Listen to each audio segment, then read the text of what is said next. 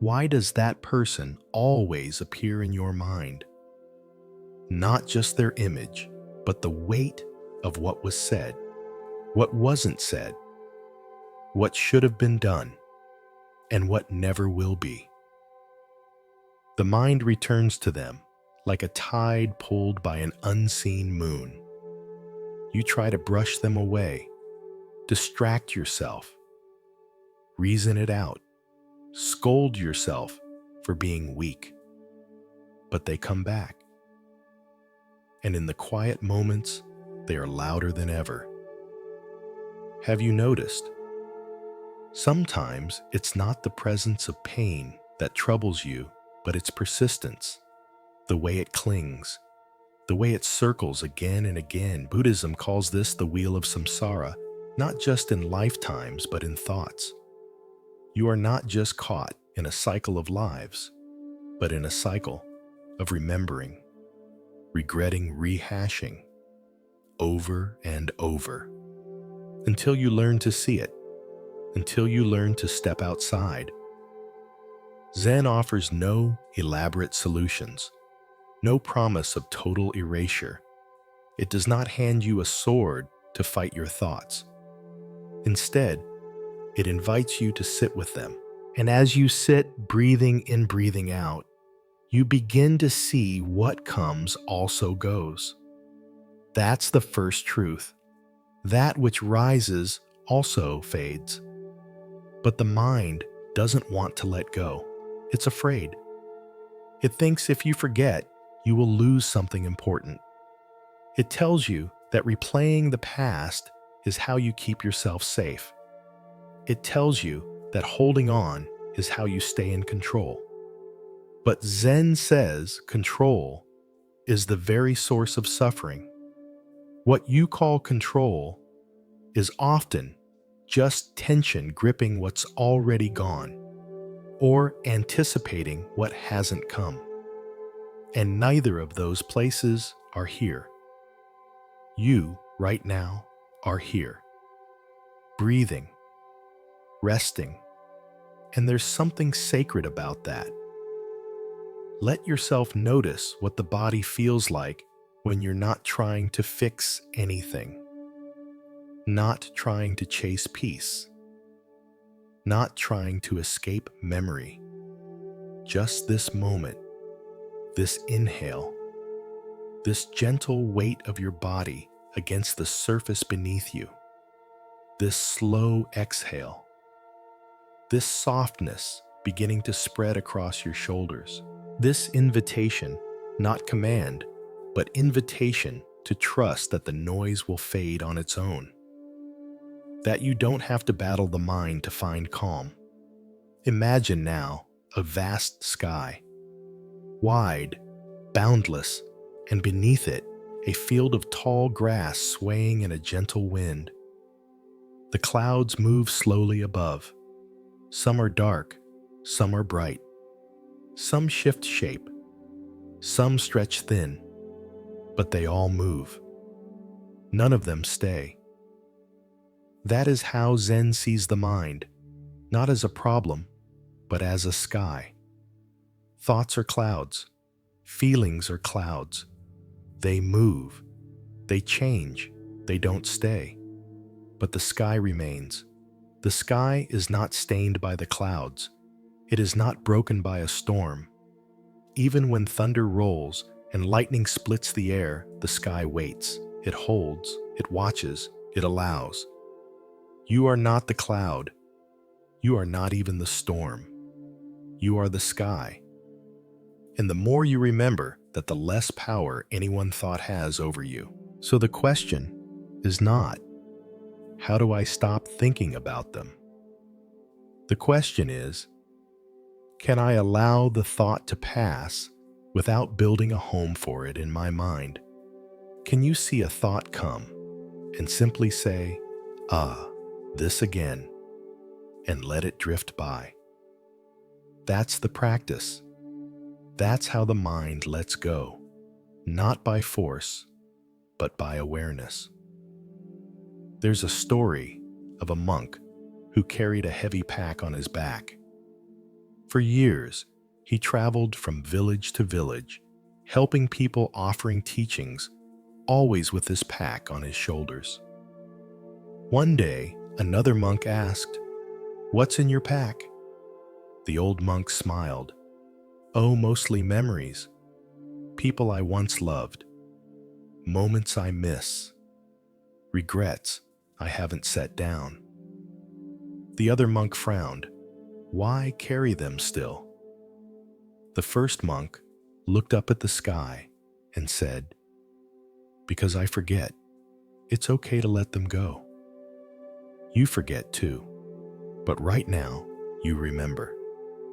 You are remembering that there is a you beneath the you that is constantly thinking. A still you, a breathing you, a witnessing you. Let's sit with that you. No need to push the other away. Just let them soften.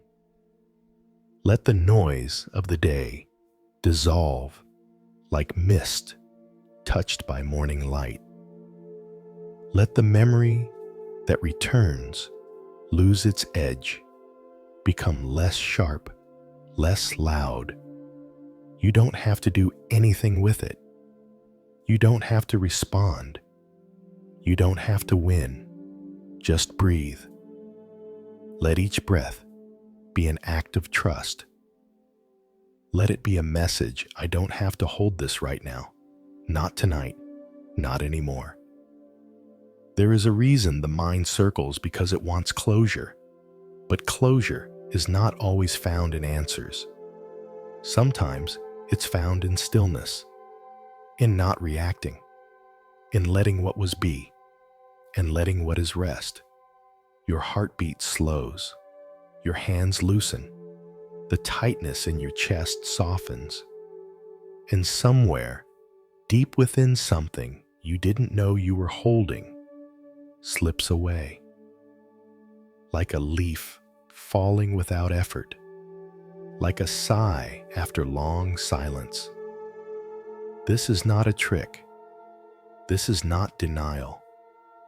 This is healing. This is remembrance that you are not your story. You are not your past. You are not even your pain. You are the sky. You are the breath. You are the one who watches. And tonight, that is enough. Anxiety is not who you are.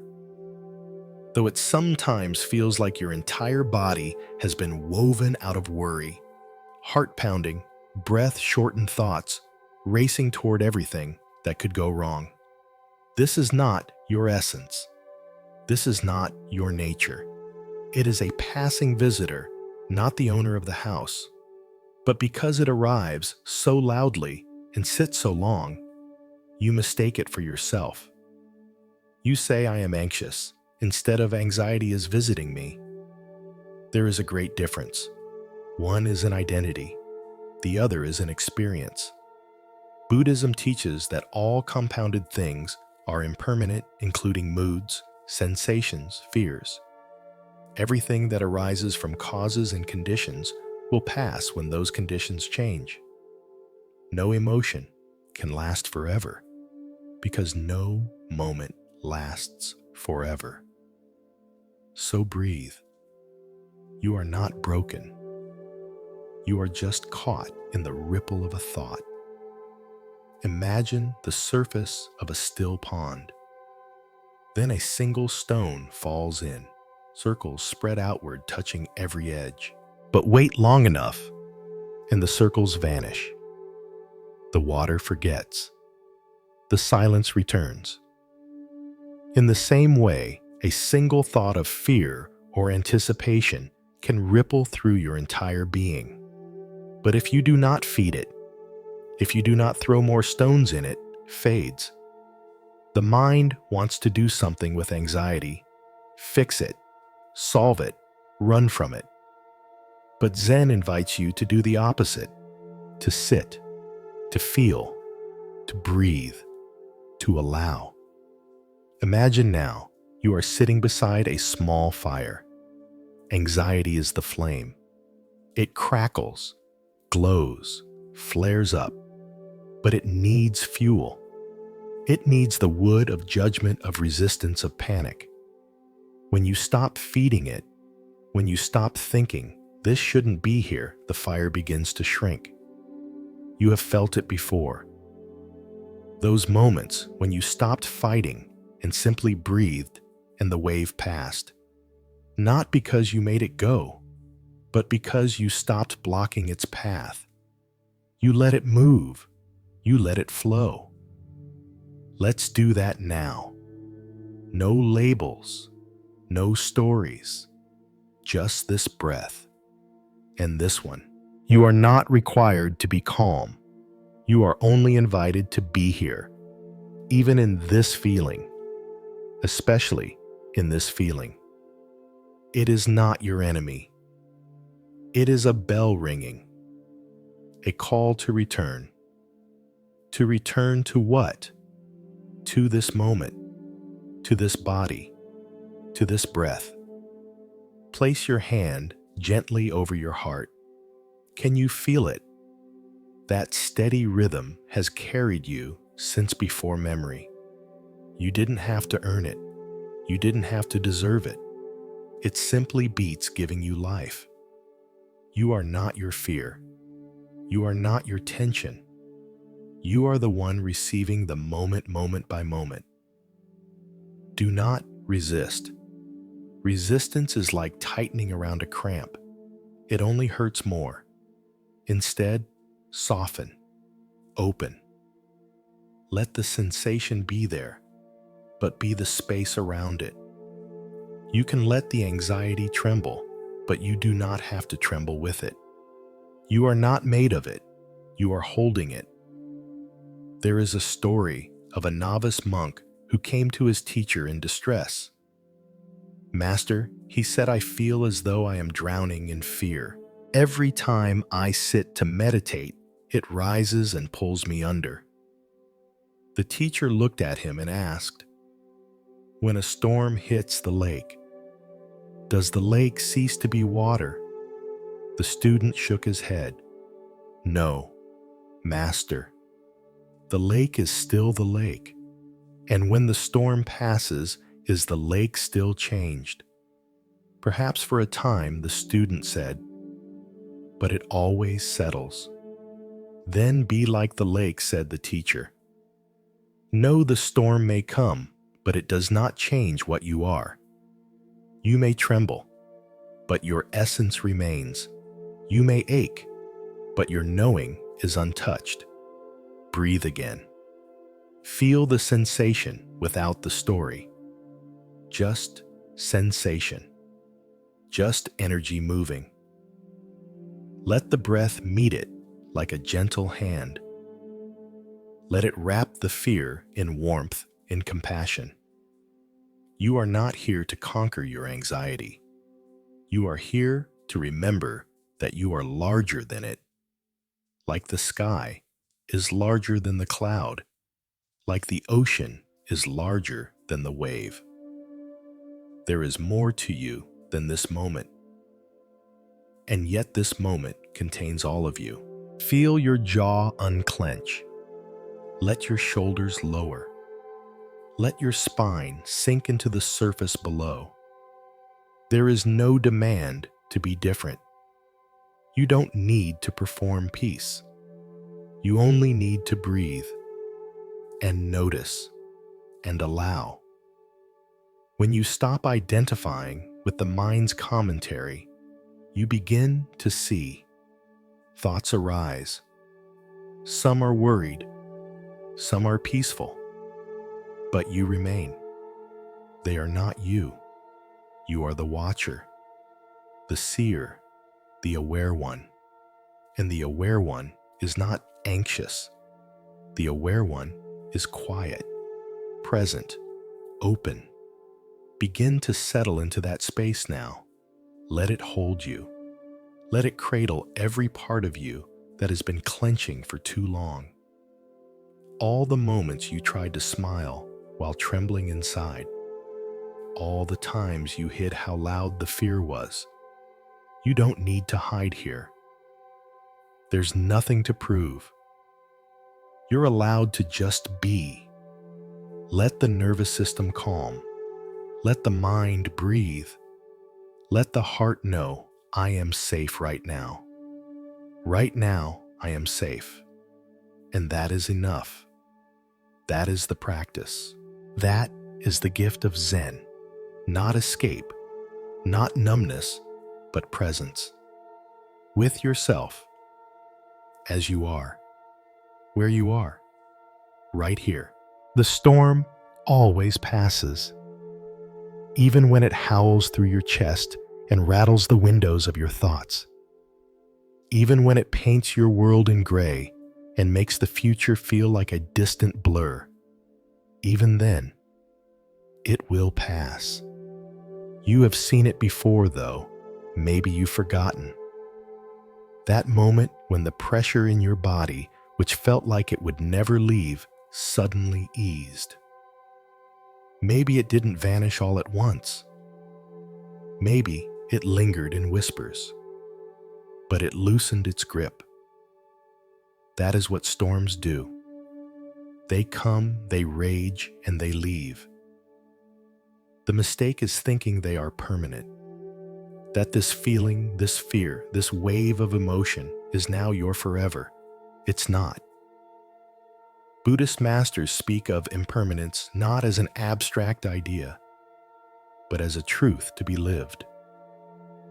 Anicca, the changing nature of all things. No joy lasts, no sorrow lasts, no pain or pleasure can remain unchanged. And so we learn slowly to hold things lightly, not because we do not care, but because we understand the nature of clouds. They shift, they scatter, they disappear. So tonight, if the storm is swirling within you, let it. Don't fight the rain. Let it fall. Let it drench every part of you that has been aching for release. But don't confuse the storm with the sky. The sky holds it, yes, but the sky is not undone by it, and neither are you. Imagine now that you are standing in a vast open space. The wind is strong, the rain cold. You feel the tremble in your bones, but then you notice something. Beneath your feet is solid ground, deep roots, a quiet strength, and within your chest, a center, a still point that does not move. It watches, it breathes, it waits. You don't need to make the storm leave. You only need to remember that you are not it. Just like thunder does not destroy the mountain, your fear cannot shake what is eternal within you. Let us sit with that stillness. Let it grow breath by breath. Let each inhale gather the pieces scattered by fear. Let each exhale release the urge to fix what was never broken. You are not in pieces. You are whole, even in the storm, especially in the storm. Because it is here that you remember the teachings, not when all is quiet, but when you are tested. The Buddha sat beneath the Bodhi tree as Mara, the Lord of Illusion, sent storm after storm to shake him. Desire, fear, doubt, pride. He did not fight them. He did not flee. He touched the earth, and the earth bore witness. That is how he awakened, not by escaping storms, but by seeing through them. You too can touch the earth tonight, even if just with your breath, even if just with your presence, and let it bear witness, I am still here. I am not afraid, or even if I am afraid, I will not run. That is courage. That is the way of Zen. Not a hero's defiance, but a quiet bow. A willingness to feel, to wait, to witness. The mind will tell you this will never end, that the tightness in your chest means something is wrong, that your thoughts are dangerous. But look deeper. Has any feeling ever stayed forever? Has any night not eventually yielded to dawn? Even the longest winter ends in bloom. Even the darkest hour breaks into light. So trust the law of impermanence. Let it be your lantern. This pain is not forever. This thought is not forever. This fear is not forever. It cannot be. And in that there is freedom. You do not have to fight the storm. You only need to stop becoming it. Let it move through. Let it roar if it must. But stay still. Breathe. Breathe like a tree in the wind, rooted swaying but unbroken. Let yourself be the one who watches. Let the rain fall on your roof, but don't let it flood your heart. Tonight, we rest not because all is calm, but because we have made peace with the lack of calm. That is a deeper stillness, a stillness that does not depend on conditions. That is the calm within the chaos. Close your eyes if they are not already closed. Feel the sounds around you grow softer. Feel the breath in your body like a tide moving in, moving out. Nothing to hold, nothing to chase, nothing to fear. The storm may continue outside the window, but you are inside, warm, safe, resting in the knowing that this too shall pass. There is a moment after the thunder fades when the air feels cleaner, softer, alive. That moment is waiting for you. Let it come on its own. No need to search, just be here. Let the body sink deeper. Let the mind unravel its tight fists. Let the heart be heard. Whisper to yourself now, not as an affirmation, but as a remembering, I am the sky. The storm is passing. I remain. The art of non-resistance is the softest yet most powerful way to meet your suffering. You've been taught to fight, to fix, to brace yourself against every ache, every wave of sadness, every tremble of fear. And yet the more tightly you clench, the more pain you feel. The more you resist what is, the more deeply it stays. Zen offers another way, not the way of aggression, but the way of release. Not through force, but through acceptance. Imagine holding a rope in your hand. On the other end, something is pulling hard. You grip tighter. Your hand burns. Your muscles lock. You think, if I hold on just a little longer, maybe it will stop. But it doesn't stop. And the pain doesn't ease. Only when you release your grip, only when you let the rope slide from your hand, do you feel relief. The tension wasn't caused by the rope. It was caused by your resistance. This is how the mind often responds to suffering, by tightening, controlling, analyzing. But suffering, like the rope, isn't always meant to be held. It's meant to be seen and let go. Right now, you may feel discomfort, a thought that won't stop echoing, a sensation in the body that won't loosen, a fear that tugs at your chest. Notice what happens when you stop trying to push it away. Don't run. Don't argue. Just allow. Say to yourself softly, this is here. I can let it be. The moment you stop fighting, the moment you stop needing it to disappear, it begins to lose its sharpness. It still exists, but now you're not feeding it. Now you're not clinging to it. That's non-resistance. It's not the same as giving up. It's not passivity. It's presence. Full presence with what is. Like a still pond that reflects the sky without trying to change it. There's a Zen story of a student who came to his teacher angry and overwhelmed. "I cannot make these thoughts stop," he said. "They keep coming like a storm I can't control." The teacher handed him a cup of water and said, "Stir it." The student stirred. "Now stop the water from moving," the teacher instructed. The student tried placing his hand and blocking the surface, even pressing the cup down. Nothing worked. "The water keeps moving," he said. The teacher smiled.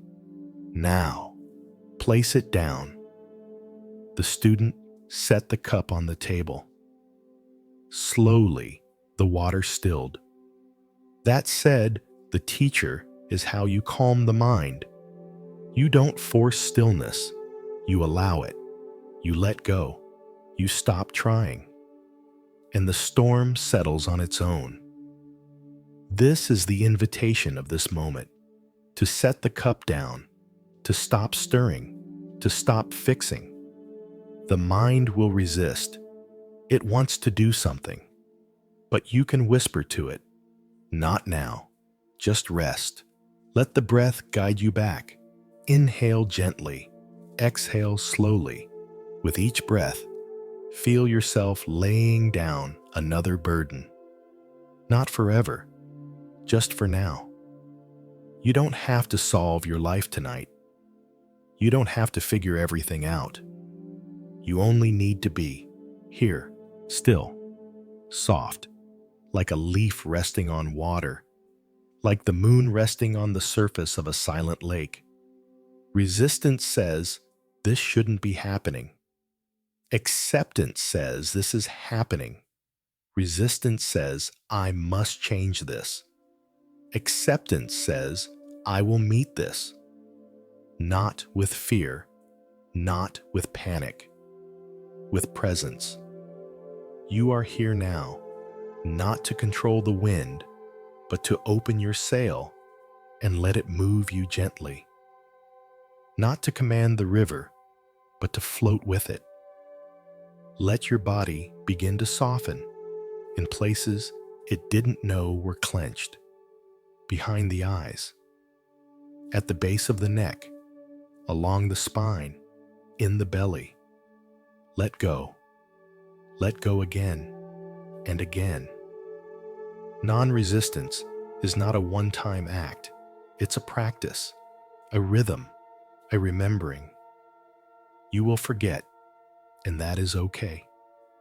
Each time you return, you strengthen the path. You become like bamboo, flexible, not brittle, able to bend with the wind and not break. When fear rises, notice how the body wants to tighten. Just witness it and breathe. When sadness arises, notice the pull to distract or suppress. Just be with it and breathe. The emotion may not vanish, but your relationship with it will change. From enemy to guest, from threat to message, from storm to wave. And you remain the ocean, vast, unmoved at your depth. Tonight, let your whole being be an invitation. Let the fear visit. Let the memory echo. Let the ache be heard. But do not resist. Do not harden. Simply stay. With breath, with gentleness, with awareness. This is the medicine Zen offers. Not escape, not erasure, but an embrace. And in that embrace, something shifts. The storm may still be outside, but inside there is peace. Peace not because all is well, but because you have stopped demanding that it be. You are learning to sit with the wind, to listen to the rain, to let the river flow, and to let yourself flow with it. And in that softness, you will find your stillness again. Clouds in the sky of the mind. They come, they go, and none of them define the sky. You've spent much of your life trying to clear the sky, haven't you? Trying to make your mind always sunny, always light. But Zen does not ask you to chase permanent peace. It asks you to see through the illusion that the clouds are real and lasting.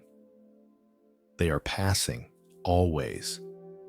Every single thought, no matter how convincing, no matter how painful or seductive, is just a formation in the sky of your awareness.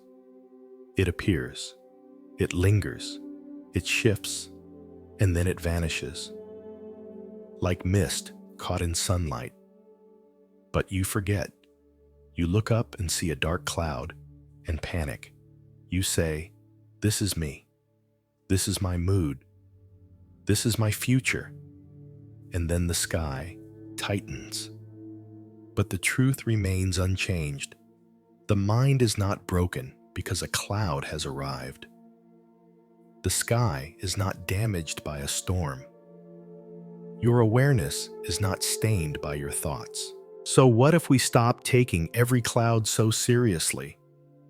What if instead of reacting, analyzing, judging, you simply said, "Ah, a cloud," and let it pass? This practice is simple but not easy. It takes attention. It takes kindness. It takes remembering. So let's remember now. You are the sky. No thought, no memory, no worry has ever touched the sky itself. Just as smoke cannot stain the moon, your thoughts cannot define who you are. Tonight, invite that vastness into your being. You don't have to silence your mind. Just stop obeying it. Stop identifying with it. Stop following every cloud like it leads somewhere important. Imagine lying on your back in a field, eyes turned toward the open sky. You see clouds drifting, some thick and gray, some wispy and white, some shaped like fears, others like desires. You watch them come and go, and you do not chase them. You do not cling. You simply witness. This is meditation. This is mindfulness. This is the heart of Zen, not pushing thoughts away, but watching them pass without becoming them. Can you do that now? Let whatever thought comes, come, and let it go. Don't fight it. Don't welcome it. Just let it be. And then let it drift. Your mind might say, "But this one is important. This one means something." Let it say that. And still, let it go. There's an old Zen saying, "Let your thoughts come and go." Just don't serve them tea. That is, don't make them guests. Don't give them your attention, your identity, your peace. Watch, smile gently, and breathe. You might find a certain thought keeps returning, perhaps about the past or the future, or your worth or your safety. You may feel it tightening your chest or quickening your breath. When that happens, don't resist. Don't argue. Just return to the sky, to the breath, to the silent watcher who has always been here. Breathe in. Feel the coolness of air entering your body. Breathe out. Let go. Again and again. Notice how the space between thoughts begins to grow, like moments of blue between the clouds. Notice how the sky does not mourn a cloud's departure, nor celebrate its arrival. It simply holds, without preference, without fear. You can do the same. You don't need to change your mind. You just need to see it clearly. In that clarity, a shift happens. The mind loses its grip, not because you forced it, but because you no longer gave it your name. You began to say, I have this thought, instead of I'm this thought. And that tiny shift, that's freedom. That's awakening. There's a story in Zen of a monk who came to the master and said, my mind will not stop clouding over. I try to meditate, but thoughts keep coming. The master poured a cup of tea and handed it to the monk. Do not try to still the clouds, he said. Try to see the sky. The monk paused, but how? The master gestured upward. By looking not at the clouds, but through them. That is what you are doing now. Not clearing your mind, but seeing through it. Seeing beyond the surface movement into the quiet beneath. And that quiet, it's always there, even now, even as thoughts arise. You can feel it like a low hum beneath the noise, a stillness under the swirl. Let it hold you. Let your breath drop into it. Let your body rest in it. There is nothing to fix here. No wrong cloud, no wrong thought. Just weather, passing through the sky of your being. You are that sky, boundless, untouched. Rest in it now. Let your breath be a wind that clears space gently. Let each exhale be a release of attachment. You don't need to push the thoughts away. Just let them keep moving. Let the wind take them. Let the sky hold them. You just rest. In presence, in softness, in the vastness that is you, beyond the thought, beyond the mood, beyond the memory. Tonight, let the clouds come and let them go. You no longer need to chase the sky. You are the sky. You've always been. The sound of one thought fading is not loud, not sharp. It's more like a whisper that dissolves into silence before you even realize it's gone. That's how release often happens in the mind. Not like a bang, but like a feather falling. You were clinging to it just a breath ago, and now there's space. You may not even notice the exact moment when a thought lets go of you, but you feel the relief, the softening, the opening. This is the path of awareness, not to destroy thoughts, but to stop following their echo. You see, the mind is not wrong for thinking. That is its nature. It produces thoughts, like a tree produces leaves. You do not scold a tree for growing, but you don't have to tape every leaf to your skin. You don't have to collect everyone and call it your identity. In Zen, we let thoughts arise. We let them pass. We listen not to believe, but to understand, to witness. Right now, you may notice the voice in your head still moving, commenting, comparing, preparing, remembering. Let it.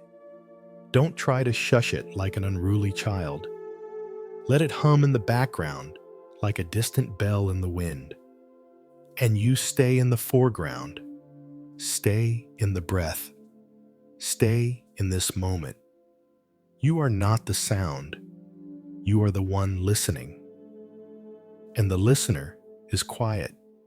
The listener is still.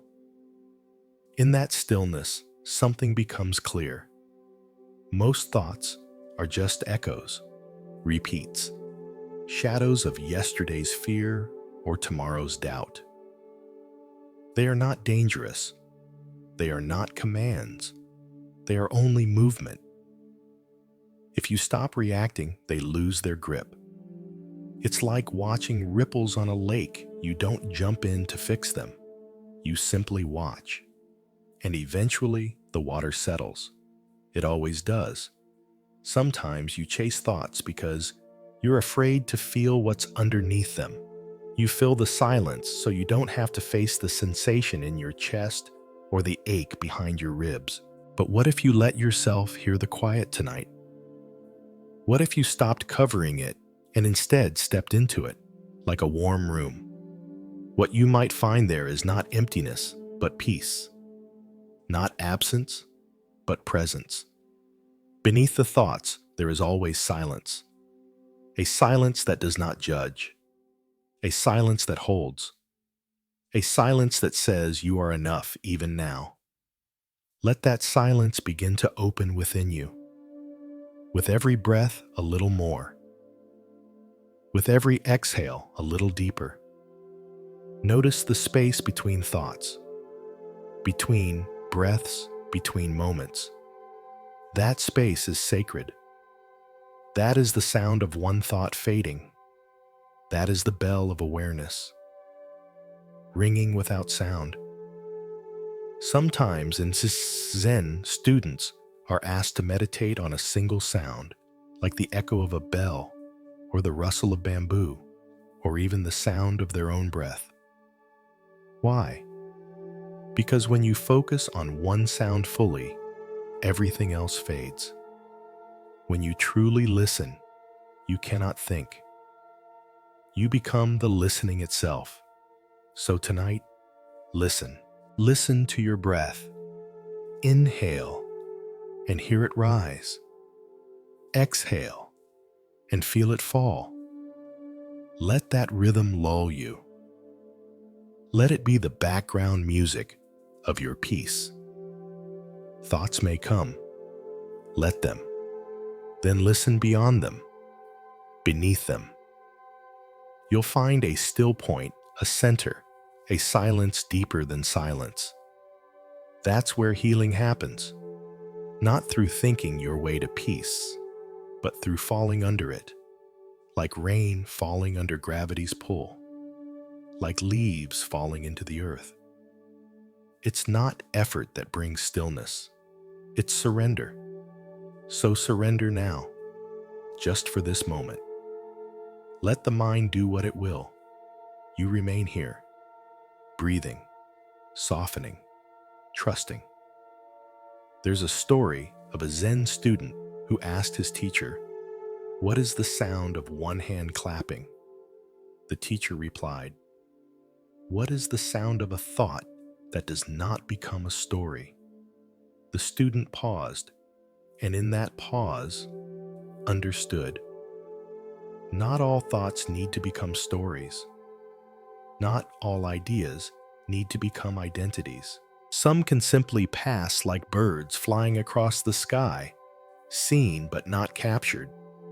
You can see your thought, you can hear it, but you don't have to climb into it. Let it pass.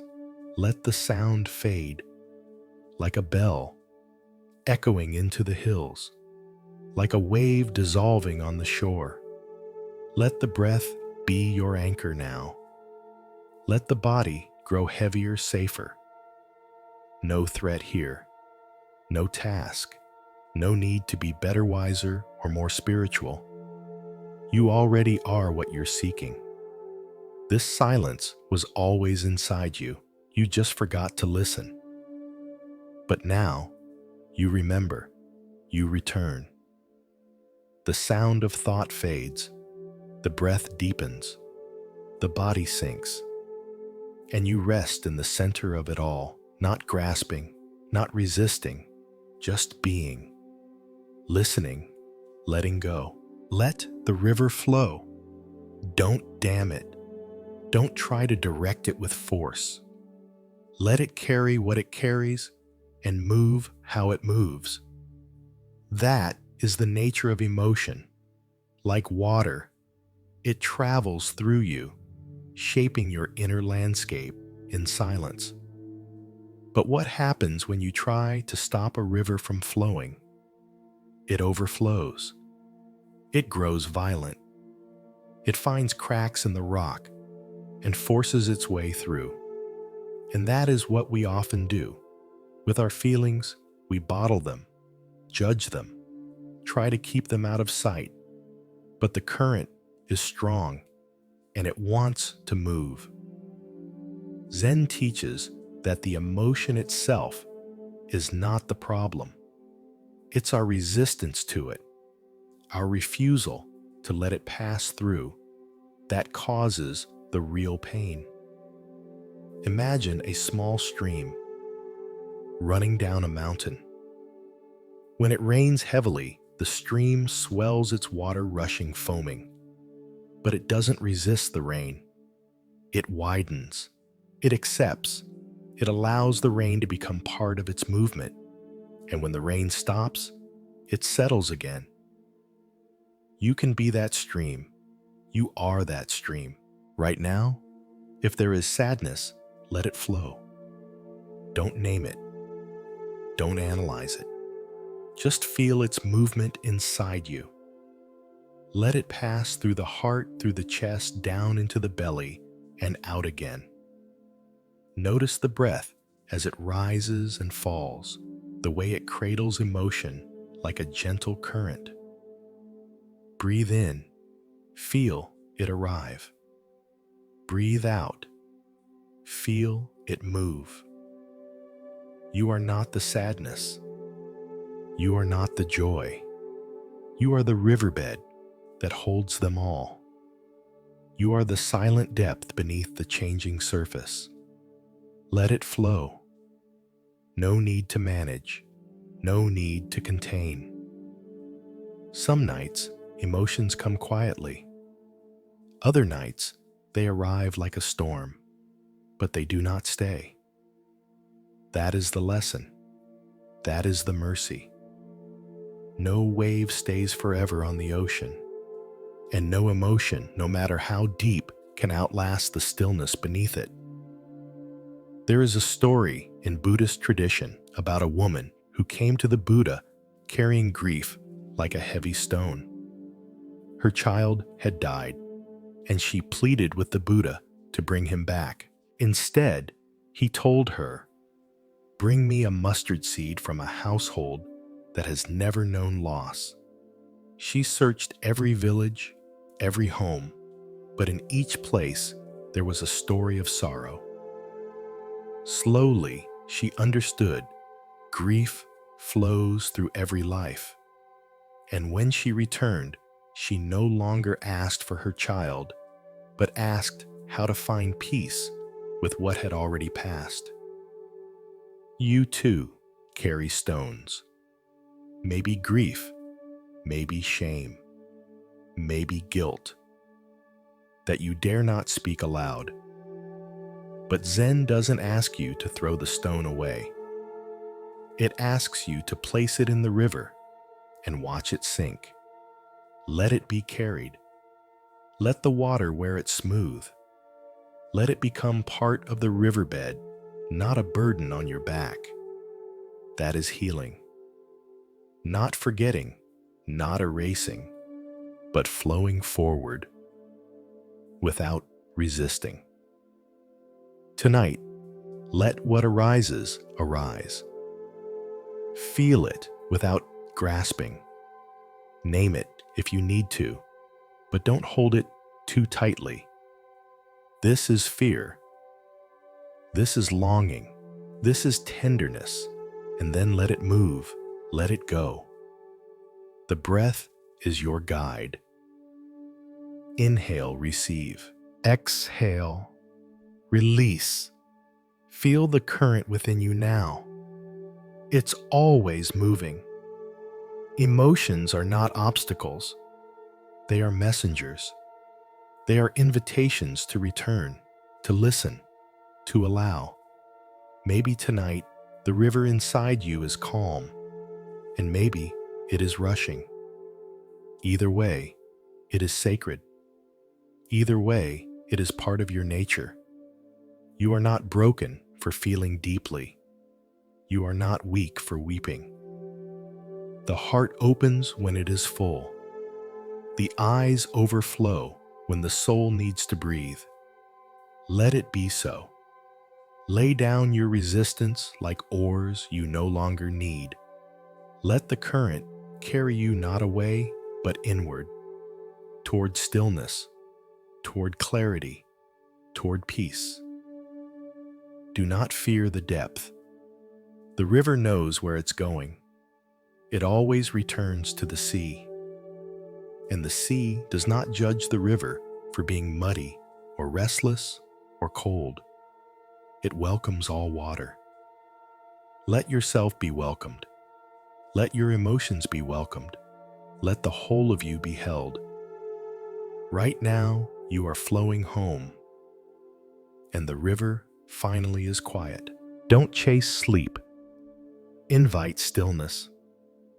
So many nights are lost to the restless search for something that cannot be forced.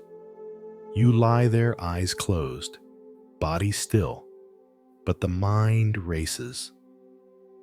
Thoughts clamor like voices in a crowded room. You check the clock again. You sigh. You shift.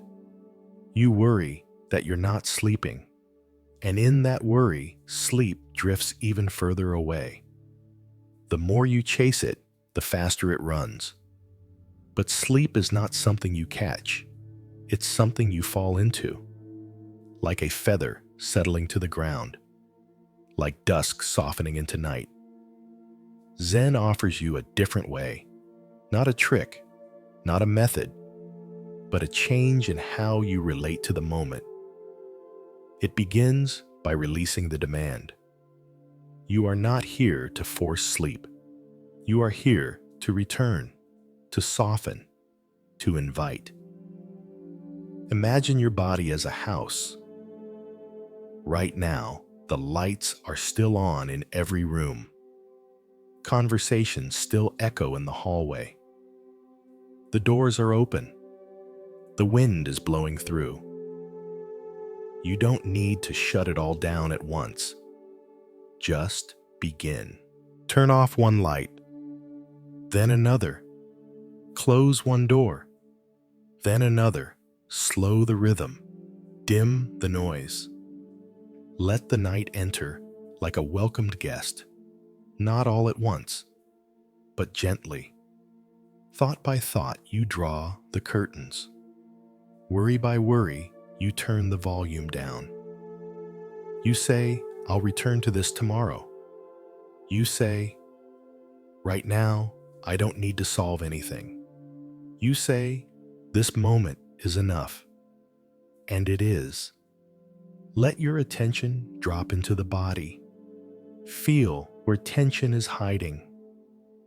The jaw, the shoulders, the belly, the legs. Speak to them softly. Let go, you whisper. Just for now. Nothing to hold, nothing to plan. Just this breath, and this one, and the next. You may still feel restless. That's okay. Let restlessness be here too. Let it sit beside you like a child who doesn't yet know how to be still. You don't need to scold it. Just let it be near. Let it tire itself out. Eventually, it will. Stillness doesn't mean silence. It means not fighting what is. You can be still, even when thoughts continue. You can be still, even when your heart beats faster than you'd like. You can be still in the middle of imperfection. Zen teaches that true peace is not the absence of noise, but the ability to remain unmoved by it. So let the thoughts pass like birds in the evening sky. Let the body settle like leaves falling to the ground. Let the day slip away. Imagine that with each breath out, you are sending the day back to the earth. Every conversation, every task, every mistake, every victory. It doesn't need to come into the night with you. The day is done. Lay it down. Lay it all down. Let the breath become slower, deeper, like a tide pulling away from the shore, like a lullaby sung by the earth itself. And you floating gently in that rhythm, nothing to hold, nothing to fear. There is a story of a Zen monk who would sweep the temple floor each evening, not because it was dirty, but because he believed that sweeping the space cleared the energy for rest. You can do that now in your own way. Sweep your mind clean. Not perfectly, not completely, just enough to make space, just enough to welcome stillness. Let the broom be your breath. Each sweep a letting go, each exhale a return to quiet. And if you find the dust, return, sweep again, gently, without frustration. That too is part of the ritual. You are not failing if your mind is busy. You are not broken if you don't fall asleep right away. You are practicing the art of resting while awake, and sometimes that is enough. Because rest isn't just about sleep. It's about surrender, about not needing to be productive, about letting yourself exist without doing. Tonight, you are allowed to simply be. No roles, no expectations, just you breathing, just you alive. Feel the weight of your body being held. There is no need to hold yourself up. The bed is here. The earth is here. Let it carry you. Let the muscles that have worked all day begin to release their grip. Let the thoughts that have spun all day begin to lose their speed. Imagine them like lanterns floating away on a dark river. You watch them go. You don't need to follow. Sleep will come when it's ready. Until then, stay here in this kindness, in this softness, in this space between effort and outcome. Let the breath rock you like a cradle. Let the quiet deepen with each passing moment. There's no urgency now, no timeline, just now, just this breath, just this moment. You are safe. You are enough. You are held. So many people cannot sleep because they think they must achieve it, as if sleep is a goal, a prize, a success. But sleep is not a reward. It is a returning, a dropping down, a dissolving. The tree does not force its leaves to fall in autumn. They let go when they're ready. You can let go too, even if it's not all at once. Even if you still feel alert. Trust that your body knows how to sleep. Trust that your nervous system remembers how to calm. You are not starting from nothing. You are returning to something ancient, something built into your bones. You were born knowing how to rest. Let that knowing resurface. Let it rise like a tide from beneath. Let it wrap around you soft and slow, like nightfall, like fog rolling over the hills. You don't need to move. You don't need to change. Everything you need for rest is already here. Let your mind hear these words, like water soaking into thirsty soil. Let your breath be the gentle breeze that cools the edges of a hot day. Let your soul be reminded that doing nothing is not nothing.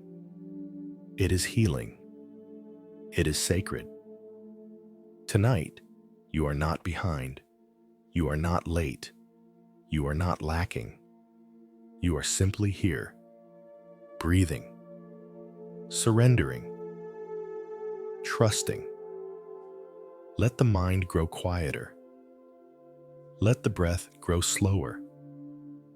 Let sleep come not as a reward, but as a return. And if it takes time, let it. You are still resting. You are still healing, even in the waiting, especially in the waiting. Let the stillness deepen. Let the night wrap around you. Let everything be exactly as it is. And know from somewhere deep inside that this moment is enough. You are enough. Even the strongest wave breaks. No matter how tall it rises, no matter how loud it crashes, it always returns to still water. This is the way of all things in nature, and it is the way of your emotions too.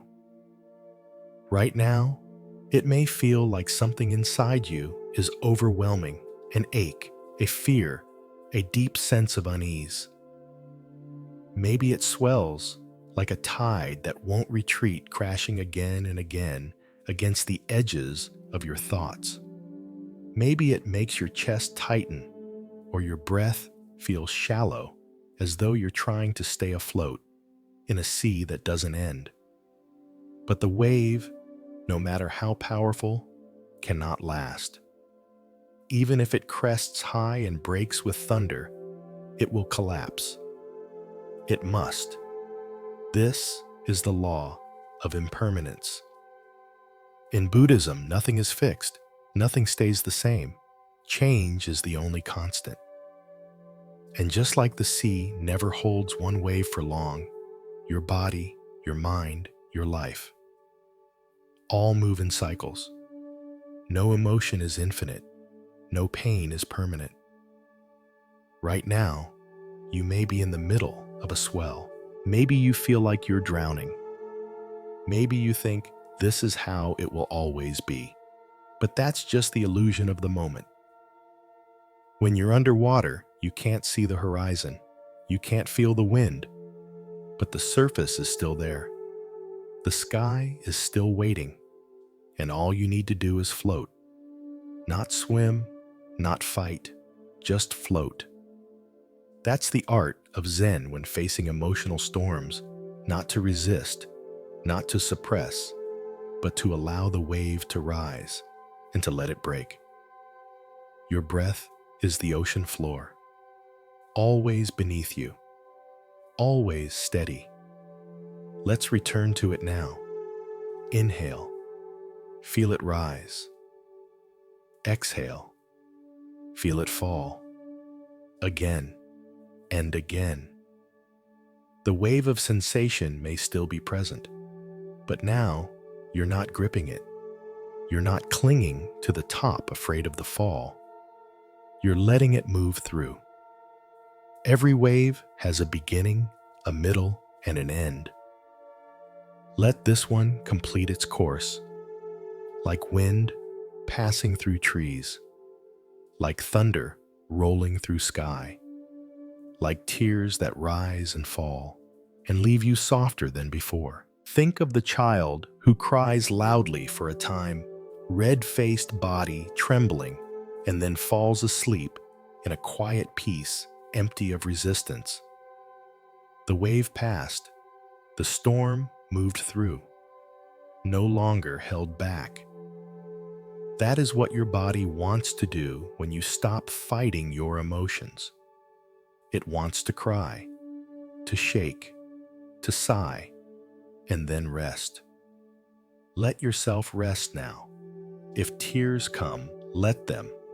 If memory comes, let it.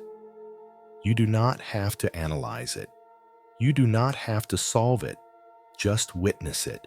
Just breathe through it and feel the wave begin to break. You may not notice the moment it ends. It might not be dramatic, but suddenly there's more space, a little more room in your chest, a little more ease in your breath, a softening in your jaw. This is the after. This is what comes when you trust the wave to fall. You are not weak for having emotions. You are not broken for feeling deeply. The ocean is not weak because it moves. It is vast. It is whole. It is strong because it yields.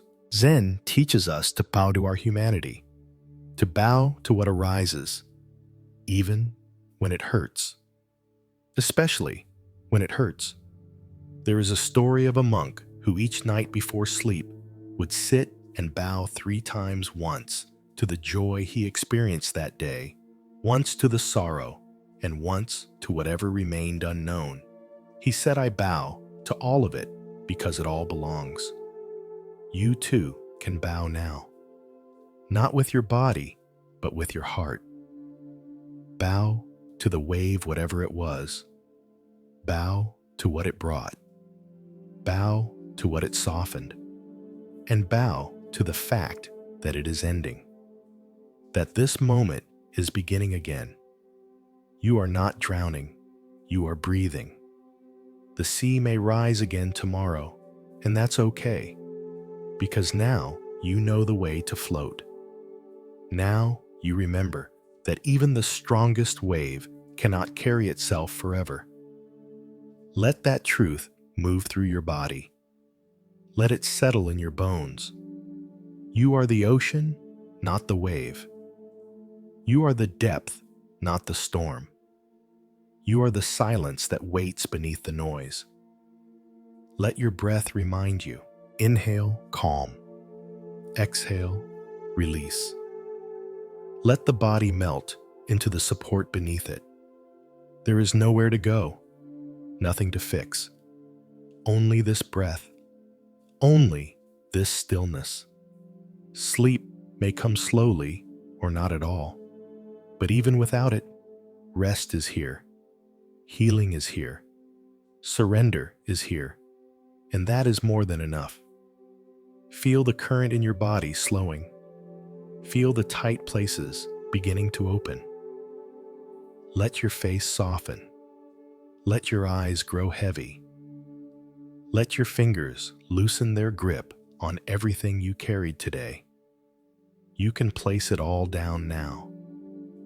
The story, the sadness, the tension, the fear, all of it down, not because it's solved, but because you're allowed to rest even in the middle of it. That is the quiet strength of Zen. That is the compassion you offer to yourself now. You are not failing by feeling. You are not failing by resting. This moment is not asking you to be better. It's asking you to be here. The wave breaks. The sea calms. The moon rises over still waters. And you are already beginning to float. Your breath is a temple. You don't need stone walls, incense smoke, or chanting monks to find sacredness. You already carry it with you, inside your own body, rising and falling with every moment of life. Your breath, so simple, so overlooked, is the oldest companion you have.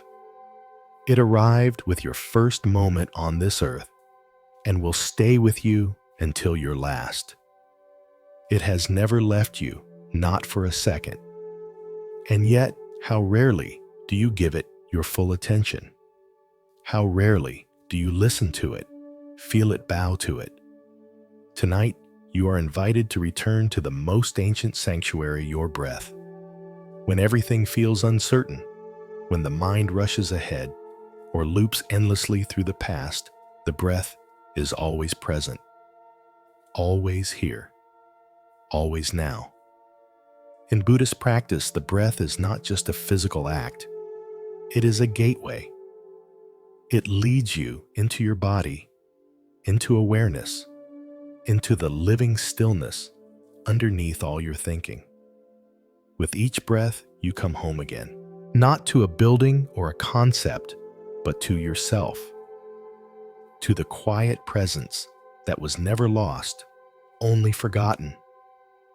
Begin now. Inhale through the nose, slow and deep. Feel the cool air passing through the nostrils, down the throat, filling the lungs. Pause. And now, Exhale gently through the mouth.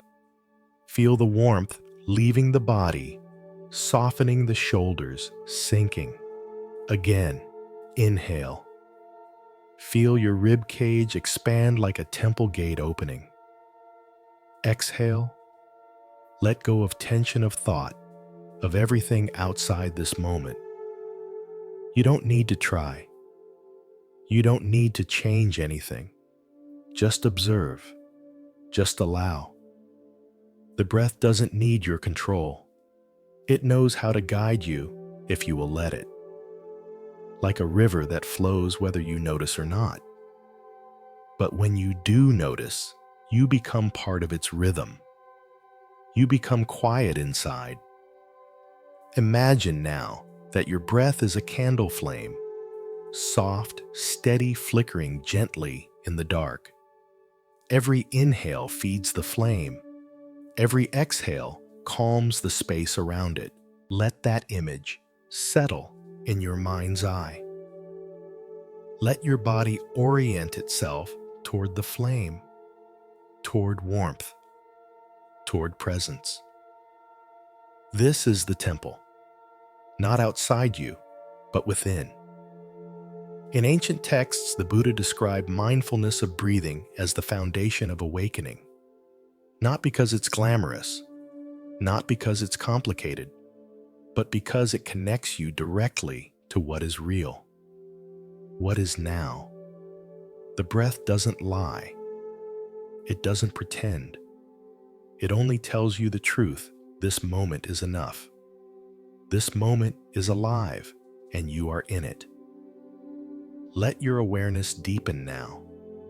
Notice the space between breaths, the pause at the top, the stillness at the bottom. Rest there. Linger in the quiet between movement. That pause is sacred. That pause is where a thought dissolves and being begins. Let it hold you. Let it rock you like a lullaby sung by the earth itself. You may notice your mind drifting. That's okay. It's part of the practice. When you catch yourself thinking, simply smile inwardly and return. Back to the breath. Back to the temple. There is a story of a monk who was asked how he reached enlightenment. He replied, "I followed the breath through the gate, and when I arrived, there was no gate." What he meant was this: the breath leads you in, but what you find is not separate from you. There is no threshold, no line to cross. The peace you are seeking is already here beneath the noise, within the breath. Each inhale, a receiving. Each exhale, a letting go. Again and again. You are being breathed. You don't need to make it happen. You are held, you are sustained, like a child in the arms of something vast and gentle. Rest in that holding. Let the breath carry you deeper, down through the layers of thought, down through the residue of the day, down through the ache of old stories, until all that's left is breath and silence and awareness. That is the true temple, a place where you are not judged, not measured, not required to be anything but what you are. A place where you don't have to earn rest. You just have to receive it. Like water receives the shape of what it touches. Like earth receives the seed and asks nothing in return. Your breath is enough. This moment is enough. Let the rhythm soothe you now. Inhale, feel the body rise. Exhale, feel the body fall. With each cycle, notice the edges softening, the inner walls growing porous, the noise dissolving. You may not fall asleep right away, but you are falling into something else, something deeper than sleep. You are falling into presence, into peace, into trust that your body knows, that your breath remembers, that your heart is wiser than your thoughts. Zen does not ask you to become anything. It asks you to return to what is simple, to what is real, to what has always been with you. So tonight, return, not by force, but by breath. Let it guide you like a lantern in the dark. Let it draw you in like music, like moonlight, like the sound of rain on a quiet roof. You are not alone in this. All beings breathe. All beings rest. When you breathe consciously, you join the rhythm of all of life. You bow to something eternal, something shared. The temple opens wider now. The flame glows steadier. The breath deepens. Let it. No more reaching.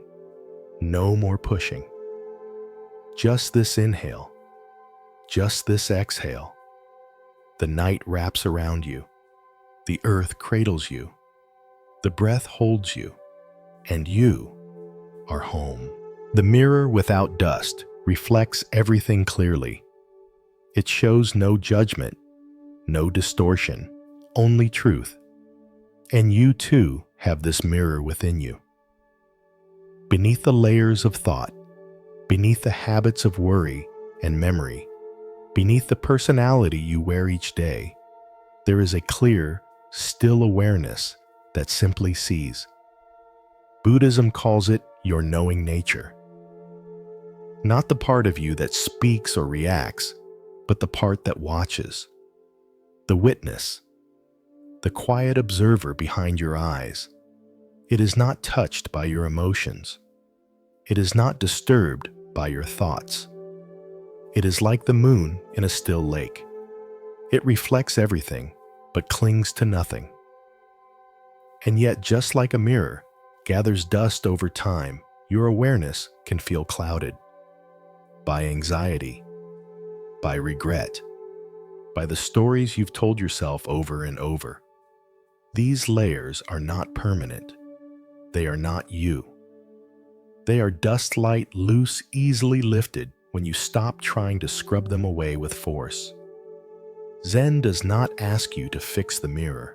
It asks you to stop identifying with the dust, to stop believing that a dirty mirror means the reflection is gone. It's not. It's only hidden, still there, still waiting. Right now, as you lie here, your mind might feel busy. Thoughts might rise like fingerprints, smudging the surface. That's okay. Let them come. Let them move. And then, gently, patiently, let them go. Each breath is a cloth. Each moment of stillness is a soft hand wiping away what does not belong to you. You don't need to rush. There is no urgency in healing. The mirror clears at its own pace. It does not need to be polished to shine. It only needs to be seen for what it is. When you rest in awareness, not in reaction, not in story, but in awareness, you begin to notice this truth. You are not your thoughts. You are not your emotions. You are the one who sees them. And what sees is already free, already whole, already clear. Let that truth settle into your body now, like warm sunlight through a window, like cool water on tired skin. You don't have to get there. You're already here. The mirror has never stopped reflecting. It only needed space. It only needed breath. Let your thoughts pass through like wind across a field. Let the body soften into the earth. Let your mind Drop the performance, the chase, the defense. You are not here to achieve peace.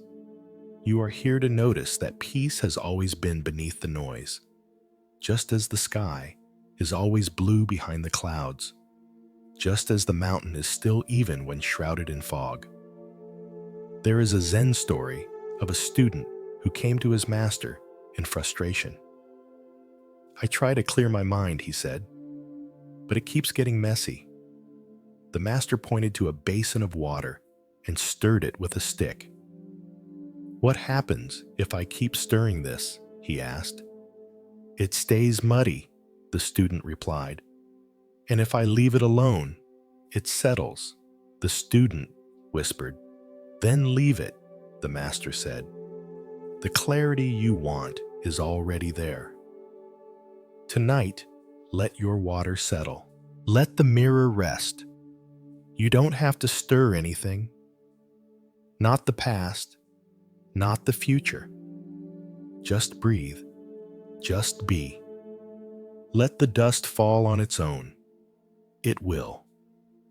Slowly, gently awareness will shine again, and you'll remember you were never lost, only hidden beneath the noise.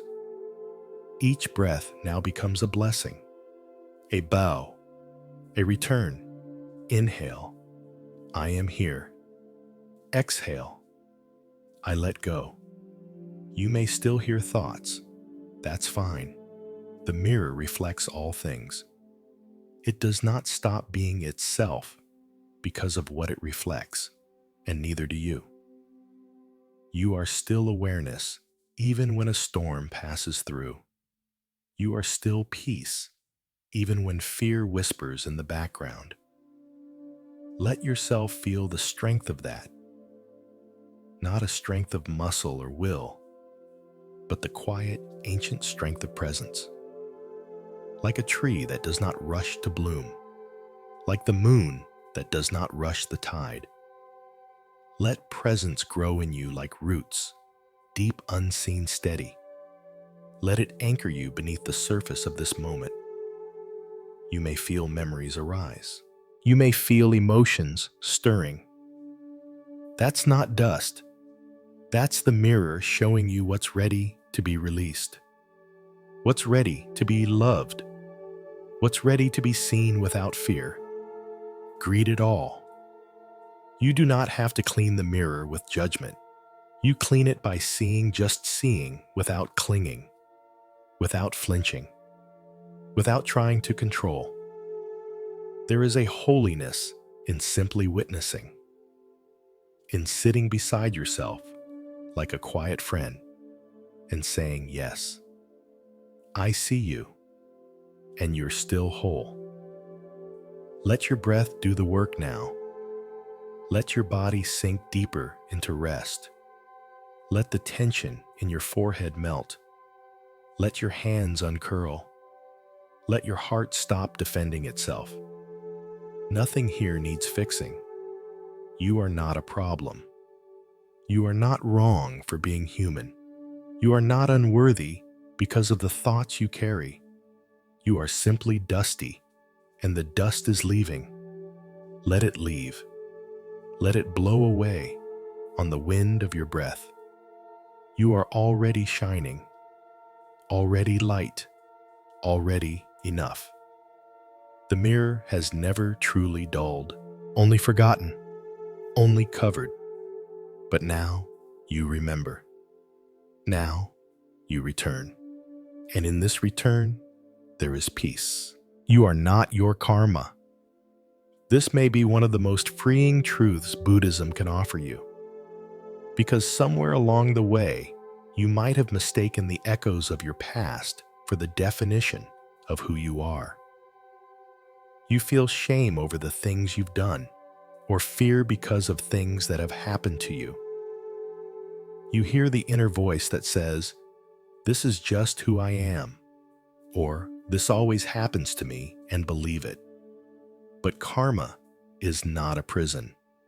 It's a pattern, a current, a movement of energy through cause and effect. It is not meant to label you, but to teach you. And what has been repeated can be interrupted. What has been sown can be seen clearly and then stopped. You are not the consequences of what came before. You are the awareness that sees them, the breath that meets them, the choice that arises in the space between reaction and response. Right now, you may feel like something about you is fixed, an old mistake, a cycle of fear, a way of reacting that feels automatic. But even the most ancient grooves in the mind are still subject to impermanence. They are not your destiny. They are only familiar. Zen says, when you see clearly, karma begins to release its grip. Not because you erase the past, but because you stop identifying with it. You begin to witness it like footprints in the sand, evidence of movement, yes, but not the walker. And certainly not the path ahead. You are not bound to repeat. Each breath is a doorway. Each breath is a chance to respond freshly without the weight of yesterday. Let's breathe through that truth now. Inhale slowly. Feel the newness of this moment entering. Exhale gently. Release the heaviness of what no longer serves you. Again and again. Each time you do this, you are softening the grooves, creating space, creating pause. Karma thrives on momentum, but mindfulness interrupts it. When you become still aware, present, you are no longer reacting, you are seeing. And what is seen clearly loses its power. Imagine your thoughts and behaviors like a wheel spinning fast. Karma is that wheel. Reaction feeds it. But the moment you stop pushing it forward, stop fueling it. With unconsciousness, it begins to slow. Slowly, yes, but inevitably. And when it stops, you step off. You become free. Not in some grand dramatic moment, but breath by breath. Choice by choice. One gentle no to the old pattern. One quiet yes to presence. There's a story in the Buddhist texts about a man who carried a heavy bag of stones everywhere he went. Each stone was a past action, a wound, a reaction. One day exhausted, he asked a wandering monk how to release the burden. The monk said, "Put it down." "But it's mine," the man replied. "I made this burden." The monk smiled gently, "And you can unmake it, right now. Not by forgetting it, but by no longer carrying it. Tonight, let yourself set down what's been heavy. You don't have to fix it. You don't have to redeem yourself. You only have to stop clinging to it. You are not the bag. You are not the stone. You are not the story. You are the one who chooses what to carry.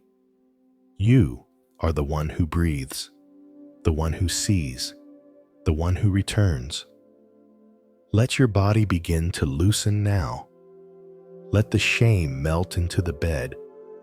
Let the guilt evaporate into the darkness. Let the fear of repeating dissolve like salt in warm water. You are here.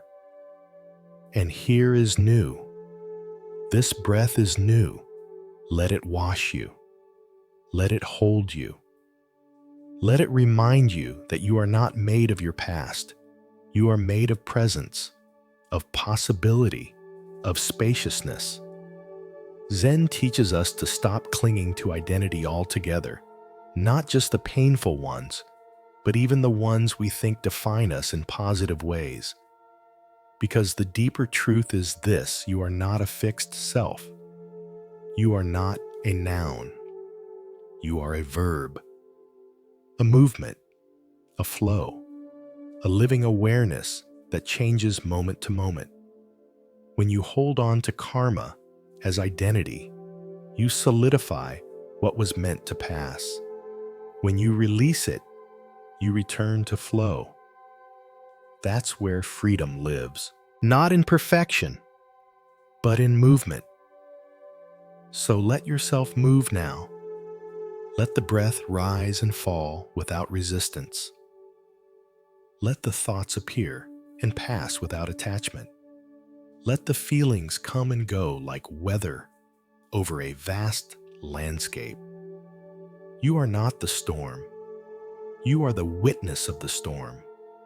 You are not the karma. You are the space through which karma moves and dissolves. In the stillness of your breath, you are already healing. You may not see it, but like snow melting slowly from the mountains, the waters are shifting. The cycle is breaking. The old pattern is no longer being fed, and soon it will no longer return. That is the miracle of awareness. That is the power of presence. It doesn't fight karma. It just stops carrying it forward. Let your whole being rest in that truth now. You don't have to explain yourself, not to the world, not to your past, not even to your own mind. You can just be. You are allowed to be. No longer tied to who you were. No longer locked in who you feared you'd become. You are not your karma. You are this breath. You are this stillness. You are this moment. And this moment is free. The empty cup receives peace. This is one of the oldest and most beautiful metaphors in Zen. A simple cup, open and hollow, ready to be filled. Not by grasping, not by striving, but by virtue of its emptiness. It is not the cup that tries to hold peace. It is the space inside the cup that makes peace possible. The same is true for you. When you are full of opinions, of judgments, of tightly held stories about who you are and what others have done, there is no room, no space, no quiet. But when you begin to empty, when you soften your grip on certainty, on identity, on the past, and it's nice, peace pours in, naturally, gently, like water finding its way into stillness. So much of your suffering arises not from what is happening, but from what you're carrying. From the beliefs you never questioned, the narratives you inherited, the roles you perform without rest. You carry them like armor. But armor, while it protects, also separates. It keeps you distant from yourself, distant from others, distant from peace. Zen invites you to lay it down, piece by piece, idea by idea, until only the cup remains light open free. Right now, ask yourself gently, what am I full of? What thoughts keep repeating? What emotion am I clinging to as truth?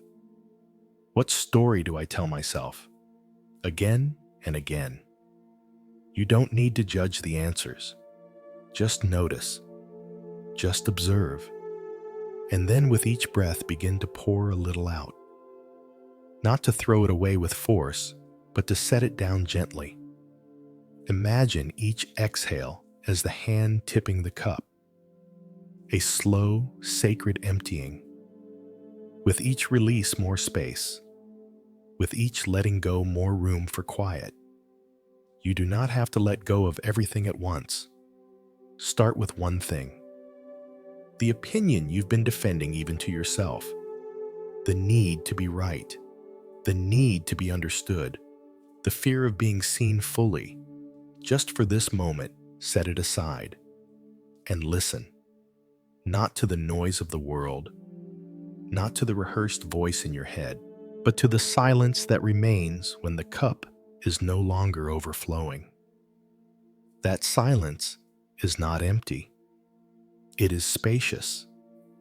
It is generous. It is peace. There's a Zen story of a scholar who came to learn from a monk.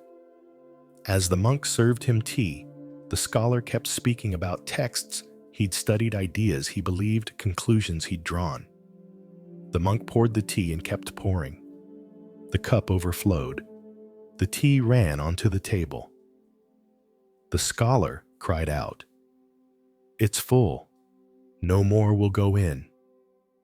The monk smiled. "Exactly," he said. "You must first empty your cup. You too have come to this moment with a full cup, full of thoughts, full of effort, full of longing. But now you see nothing new can enter unless something old is released. That release is not loss. It is invitation. When you let go of the old story, a new stillness can enter. When you let go of needing answers, a deeper knowing arrives. When you let go of defending yourself, you remember you never needed to in the first place. Peace doesn't ask for performance.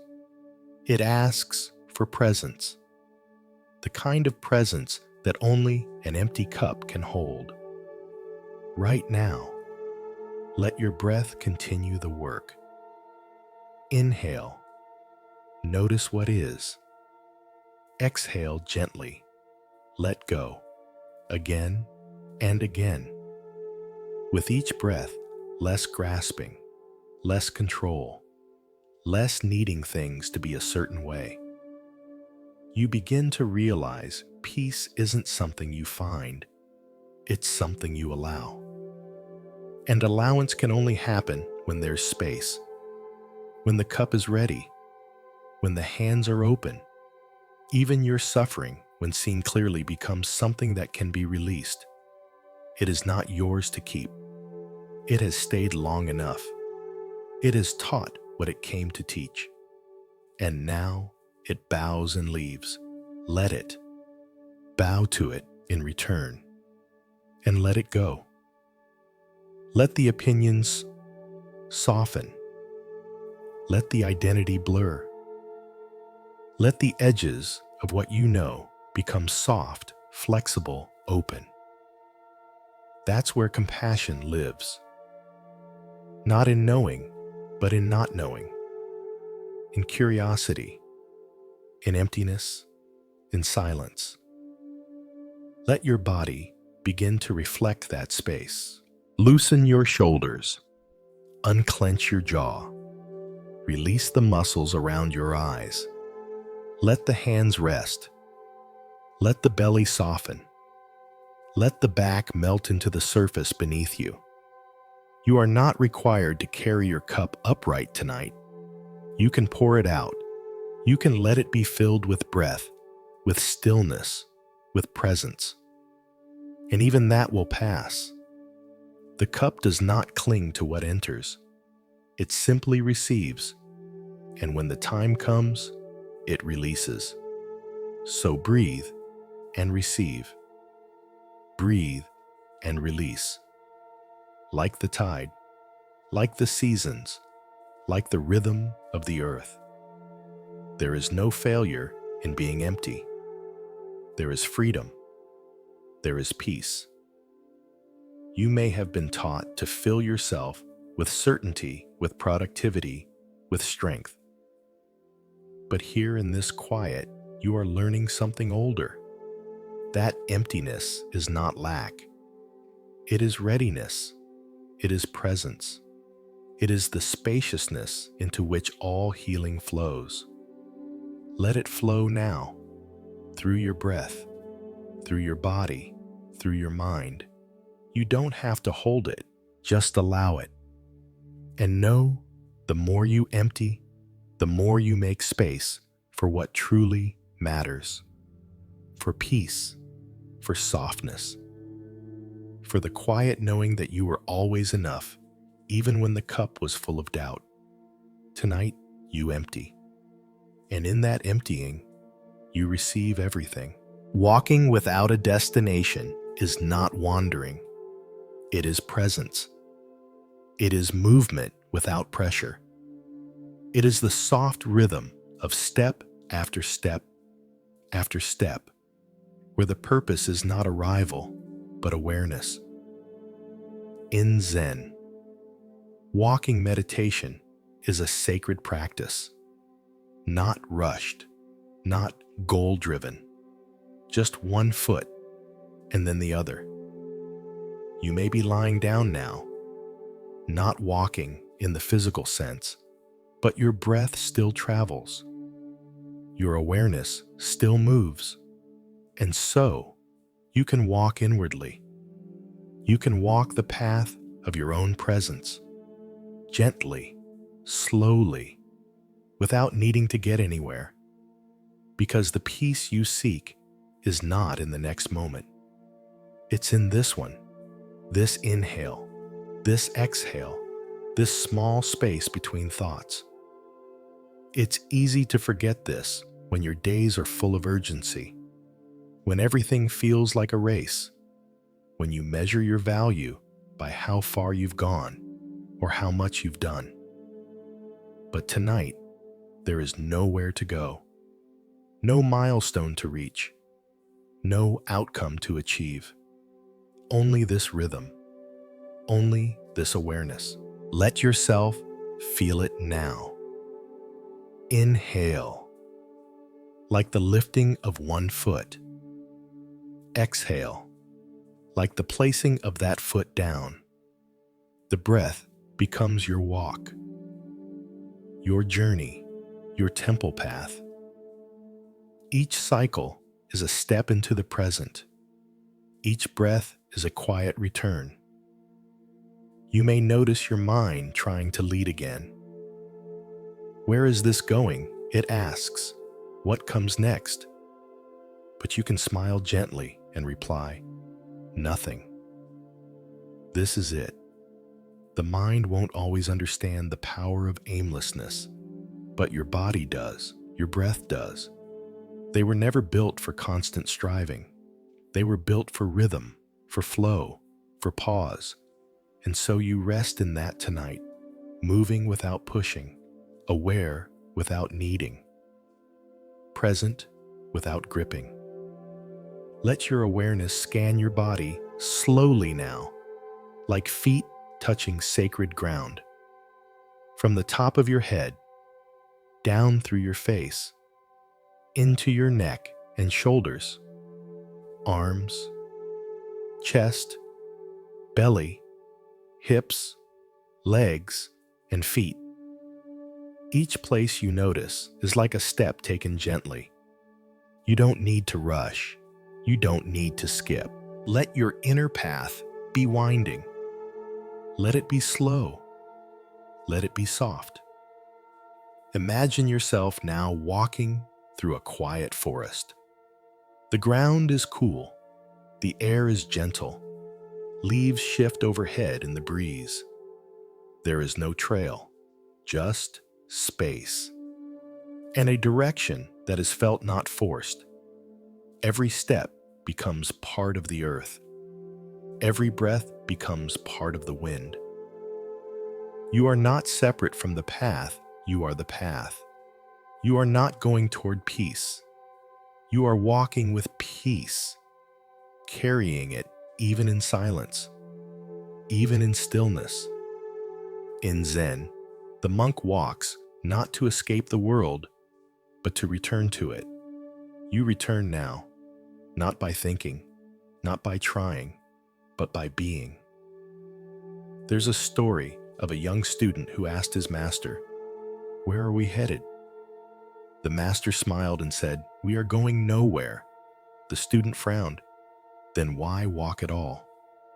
Because each step said, the master is a place worth being. Each step, each breath, each moment, worth being. No destination required. You may notice thoughts rising again. That's okay. They are not interruptions. They are part of the path, just as stones and twigs are part of the forest floor. You do not need to remove them. Just walk gently. Step around. Step through. Let them be there. but do not let them turn you back. The walk continues, soft and sacred. Even in your still body, you are moving inward, returning inward, to that place that never needed fixing, only noticing. Let your breath return there now, to that inner temple, that center, that quiet clearing where the world slows and the heart opens. You are not lost. You are not behind. You are exactly where you need to be. And if the path disappears for a while, that's okay. Sometimes, the most important part of the journey is standing still, feeling the wind, listening to the quiet, letting the dust settle. Your worth does not depend on the distance covered, only on the presence held. So stay, breathe, listen. Let the inner walk continue step by step. No pressure, no rush, just trust, just awareness, just being, like a leaf riding the current, like a star floating in space, like a monk walking without needing to arrive. This is your practice tonight, not to reach, not to push, but to be the one who walks and knows that walking itself is enough. Let the breath slow even more now. Let the body grow heavier. Let the path beneath you dissolve. Let the destination fade. All that remains is presence. All that remains is the knowing that you are here, alive, breathing, whole. With every step, you drop another burden. With every breath, you return to what matters. And at last, there is only this, the quiet joy of walking nowhere and being everywhere. The middle path of emotions is not numbness, and it is not indulgence. It is not pushing your feelings away, nor is it drowning in them. It is the quiet, sacred space between. The space where emotion is seen clearly, held gently, and allowed to move on its own. In Buddhism, this is the path of balance, not between good and bad, but between clinging and aversion. You neither chase the feeling nor reject it. You allow it to rise, to speak, to teach, and then to fade like mist when the sun comes.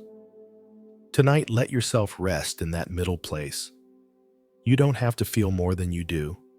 You don't have to suppress what arises. Just notice. Just allow.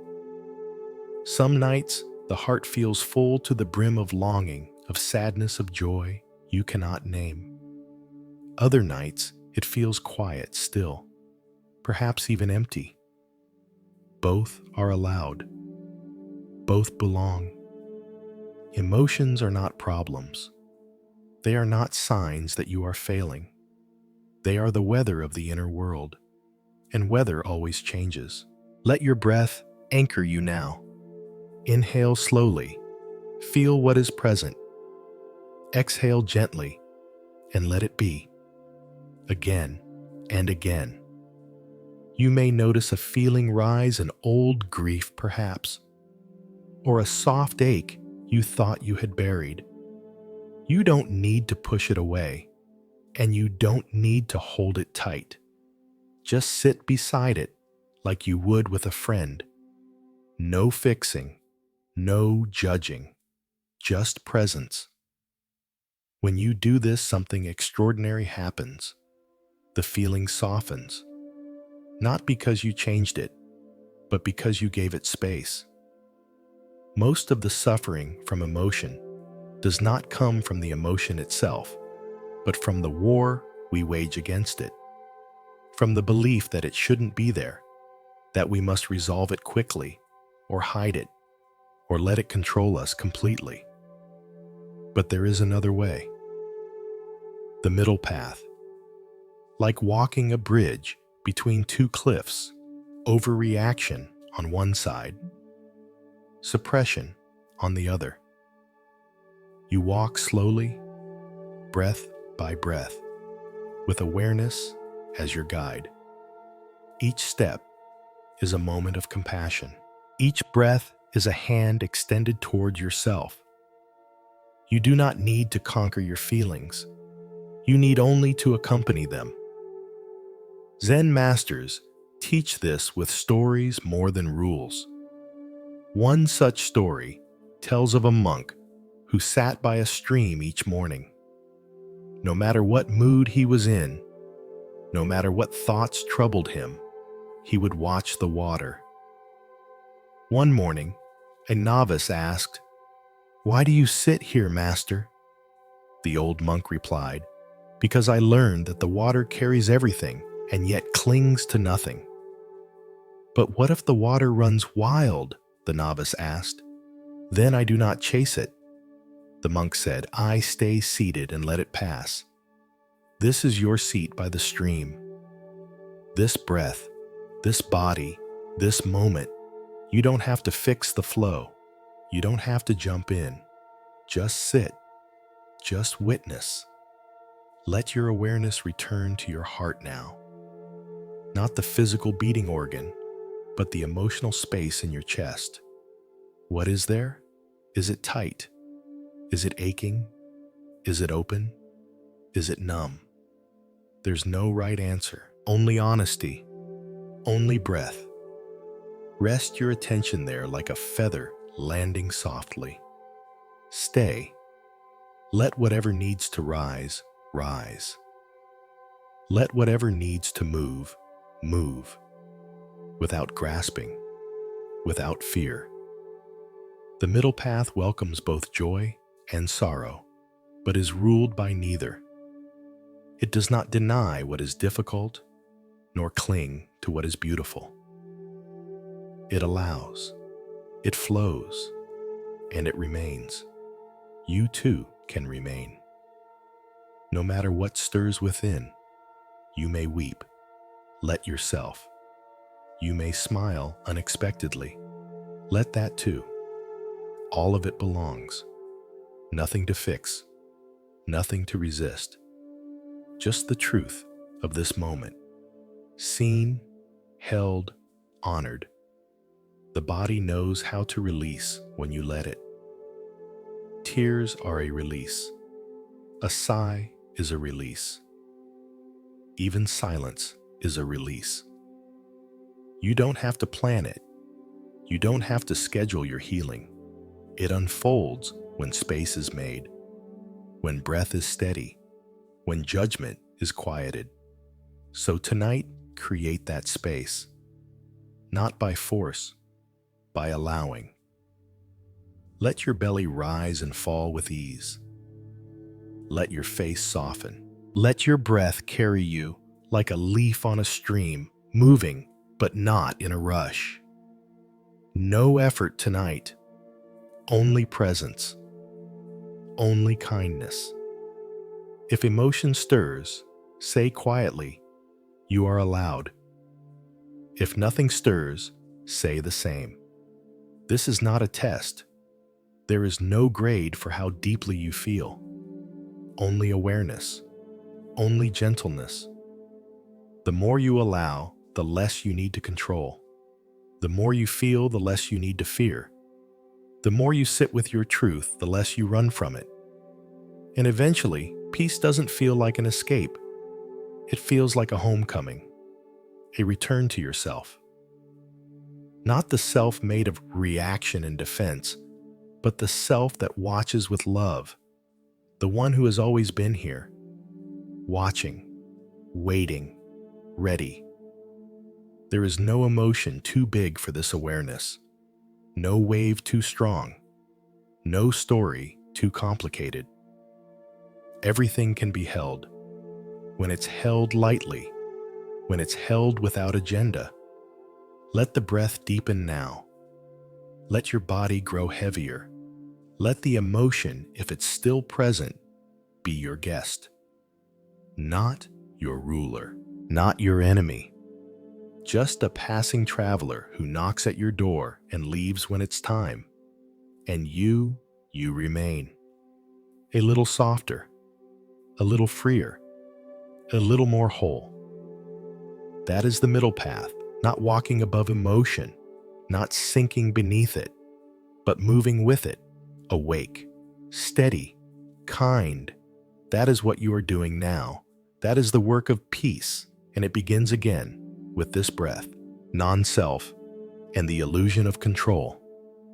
These are two of the deepest teachings in all of Buddhism, and yet they are not abstract. They are immediate, intimate, resting quietly at the core of your suffering. You have been told your whole life that there is a you inside your mind, fixed, consistent, graspable. You have been told that you must make choices, solve problems, create happiness, and avoid pain. You've been told that if things go wrong, it is your fault. If they go right, it is your doing. And so understandably, you've tried to control your schedule, control your relationships, control your thoughts, control your future. But underneath all that effort is a quiet, trembling fear, because deep down, you've already sensed what Zen confirms: control is an illusion. And so is the fixed you that seeks it. Buddhism teaches anatta, or non-self, not as a denial of your existence, but as a gentle invitation to see clearly. To see that what you call yourself is really a collection of ever-changing parts. Thoughts, memories, emotions, sensations, roles. They arise, they fade, they shift. None of them stay. None of them define you. When you believe they do, you suffer. When you cling to a particular identity, I must be strong. I am always anxious. I can't let people see this side of me. You build a house on a cloud. You spend all your energy trying to reinforce something that was never solid to begin with. But what if you stopped? What if you loosened your grip on the self? What if you allowed yourself to be a river instead of a rock? Something fluid, something living, something that does not need to hold everything in place to feel safe. Right now, as you lie here, you may feel tension in your body, tension in your breath, tension in your mind. That is the cost of control. But notice there is also another layer beneath that tension: stillness, spaciousness, awareness. The one who sees. That awareness does not control. It does not need to. It simply observes. And in that observation, it sets you free. Let your breath return to you now. Inhale and feel the body rise like a wave. Exhale and feel it fall. You did not create that wave. You did not choose the breath. It arose on its own. Your body knows how to breathe. Your heart knows how to beat. Your cells know how to heal, all without your control. You are not orchestrating this. You are participating in something much larger. And when you stop trying to dominate life, you begin to dance with it. That is the gift of non-self. Not that you disappear, but that you expand. You become less like a rigid figure and more like an open field. You become wind instead of wall, space instead of statue. Let your breath deepen again. Feel what softens when you no longer need to be in charge. What relaxes when you no longer believe everything depends on you. There's a story in Zen of a student who came to his master full of anxiety. "I feel like I'm falling apart," he said. "I can't hold everything together." The master handed him a leaf and said, "When the wind blows, what does the leaf do?" The student looked confused. "It moves," he said. "Yes," replied the master. "And does it resist?" "No." "Then be the leaf." The student frowned. "But that's giving up." "No," the master said gently. "That's waking up. You too can wake up now, not by trying harder, not by fixing yourself, but by letting go of the idea that you are broken. The self that feels broken is not real. It's a thought, a story, a fleeting construct. It comes and goes like the weather. And you are the sky, vast, unmoved, open. When you understand, this life begins to soften. The pressure to be perfect dissolves.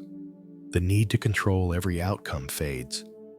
You begin to meet each moment, not with resistance, but with presence, with breath, with love. Tonight, rest in that knowing. You don't have to be anyone right now. You don't have to carry any identity. You don't have to perform strength or wisdom or peace. You only have to be here, breathing, feeling, allowing. If emotion arises, let it. If thought arises, let it. But do not become it. Watch. Like clouds passing across a wide, quiet sky. You are not the cloud. You are the space through which the cloud moves. You are not the thought. You are the knowing of the thought. That knowing is not afraid. It is not attached. It simply is. And so are you. Feel the weight you've been carrying begin to lift. The weight of trying to be someone. The weight of trying to control what cannot be controlled. The weight of believing you must hold it all together. Let it go. Like leaves falling from a tree in autumn. Like sand slipping through open fingers. You don't need to grip tonight. You can release. You can trust that what needs to happen will happen with or without your pushing. That life knows how to unfold. That your path is not made clearer by forcing your way forward, but by softening into each step. Zen teaches that the less you hold, the more you can receive. So make space now. In your breath, in your body, in your mind. Let it be empty of effort, empty of resistance, and see what arises in the silence. You may find something unexpected. Not fear, not chaos, but peace. A peace that does not depend on circumstances. A peace that does not need to be achieved. A peace that simply is because you are no longer getting in its way. You are no longer trying to shape the river. You are letting it flow. Let your body surrender to the stillness now. Let your breath move like wind through tall grass. Let your thoughts drift like feathers across a pond. Nothing to do, nothing to be, no self to maintain. Only presence, only breath, only this. The illusion of control was never your safety. The idea of a fixed self was never your truth. And now that you see through them, now that you feel the quiet that lives behind the curtain, you can rest. Not because the world is perfect, not because you figured it all out, but because you are no longer holding it all so tightly. You are no longer believing the old story. You are no longer clinging to the mask. You are simply here, soft, whole, free, and that is enough. Breathe now and feel the deep rest that comes not from exhaustion, but from release. Breathe and let the river carry you not away, but deeper into your own stillness. Breathe and let the idea of you dissolve into something greater, something wordless, something spacious, something true. This is the breath of non-self. This is the peace that follows surrender. This is the freedom that was always waiting behind the illusion. To carry the past is to walk through today with a heavy shadow. Not because the past is evil, not because you should forget, but because what was once real no longer needs to rule. The past is a teacher, not a master. And yet, how often do you find yourself bowing to it, holding tightly to old hurts, old names, old versions of yourself that no longer fit? There is something strangely comforting about pain that is familiar. You wrap it like a blanket around you, even if it scratches, even if it stings. You convince yourself that it is you, that the one who was abandoned, the one who failed, the one who lost, is still the one lying here now. But you are not. You are not the person from that memory. You are not frozen in that moment. You are here, breathing, changing, alive. And so the invitation tonight is simple, though not easy to begin letting go of what no longer lives except in your mind. The past will always visit. That's not the problem. The problem is when you open the door and let it take the seat meant for peace. When you let old wounds speak louder than the present moment. When you listen more to ghosts than to the breath. Zen does not ask you to pretend nothing happened. It asks you to see what's happening now. To be so fully present that even the pain of the past cannot bind you. It's like this: imagine your past is a stone you've carried for years. You've grown used to its weight. Maybe you've even forgotten it's in your hand, but it's there, shaping how you walk, how you speak, how you trust. Tonight, can you notice it? Just that. Notice what you're still holding. The betrayal, the regret, the guilt, the fear, the moment you wish you could undo, the words you wish you had said or hadn't said. Don't push it away.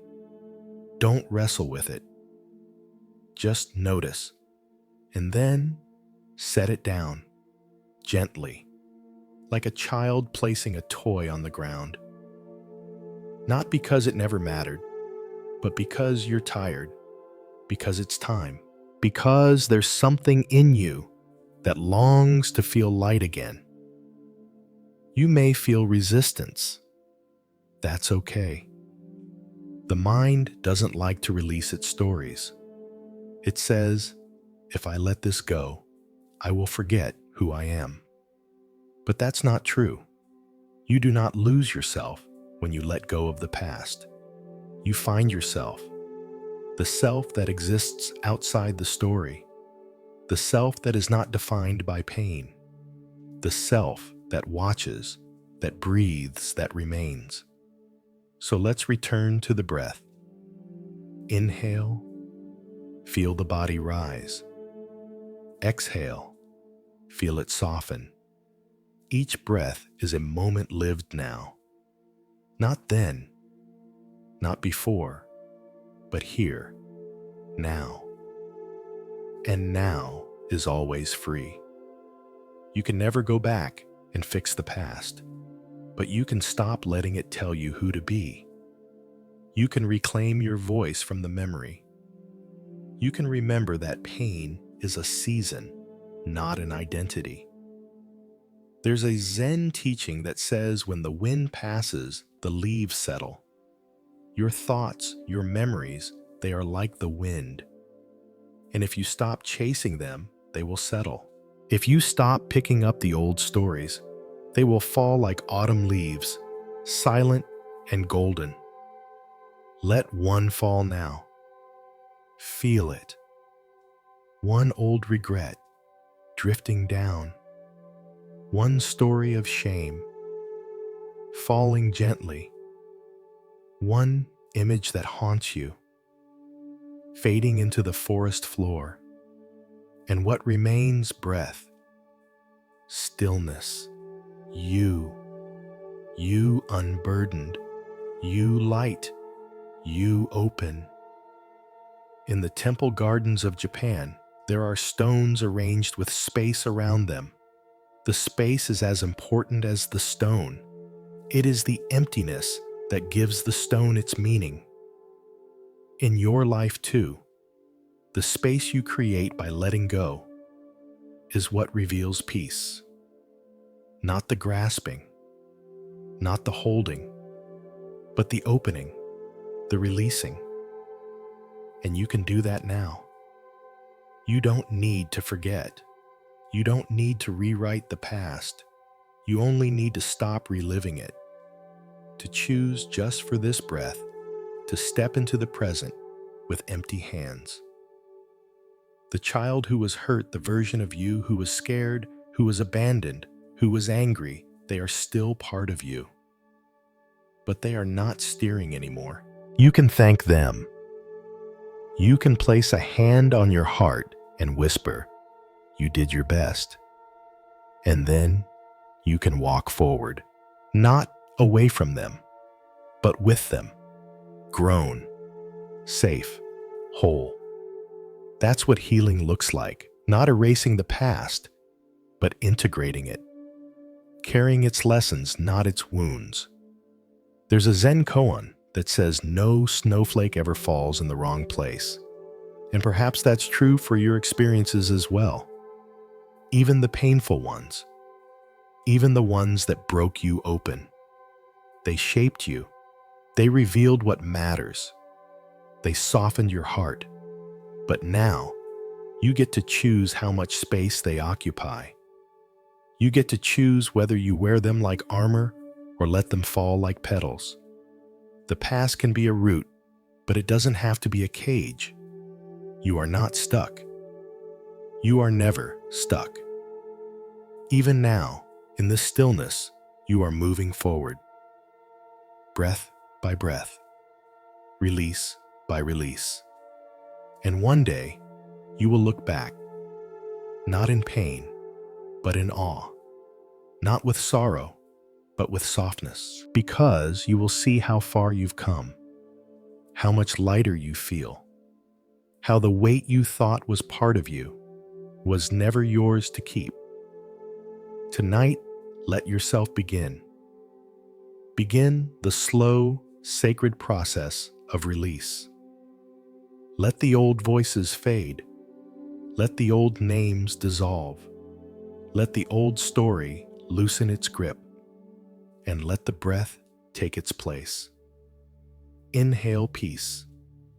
Exhale the past, again and again, until the breath is all there is, until the moment is all there is, until you remember that this stillness, this presence, this freedom is who you truly are. Not the pain, not the history, not the roles you played. You are the one who watches, the one who breathes, the one who is finally beautifully free. You may not realize it, but you are already enough. You have always been enough.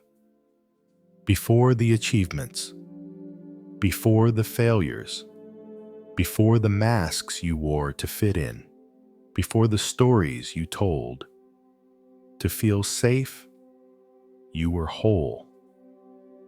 But somewhere along the way, the world convinced you otherwise, that your worth had to be earned, that your value lived in what you could prove. That peace belonged only to those who were perfect, and so you began to perform, to achieve, to strive, to fix, to constantly look for the version of yourself that would finally be good enough. But the truth is, there is no version of you more worthy than the one lying here now.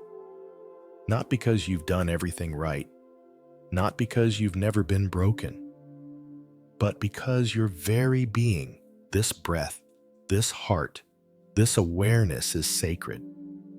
It's easy to forget this when you live in a world that rewards appearance over depth, performance over presence, noise over stillness.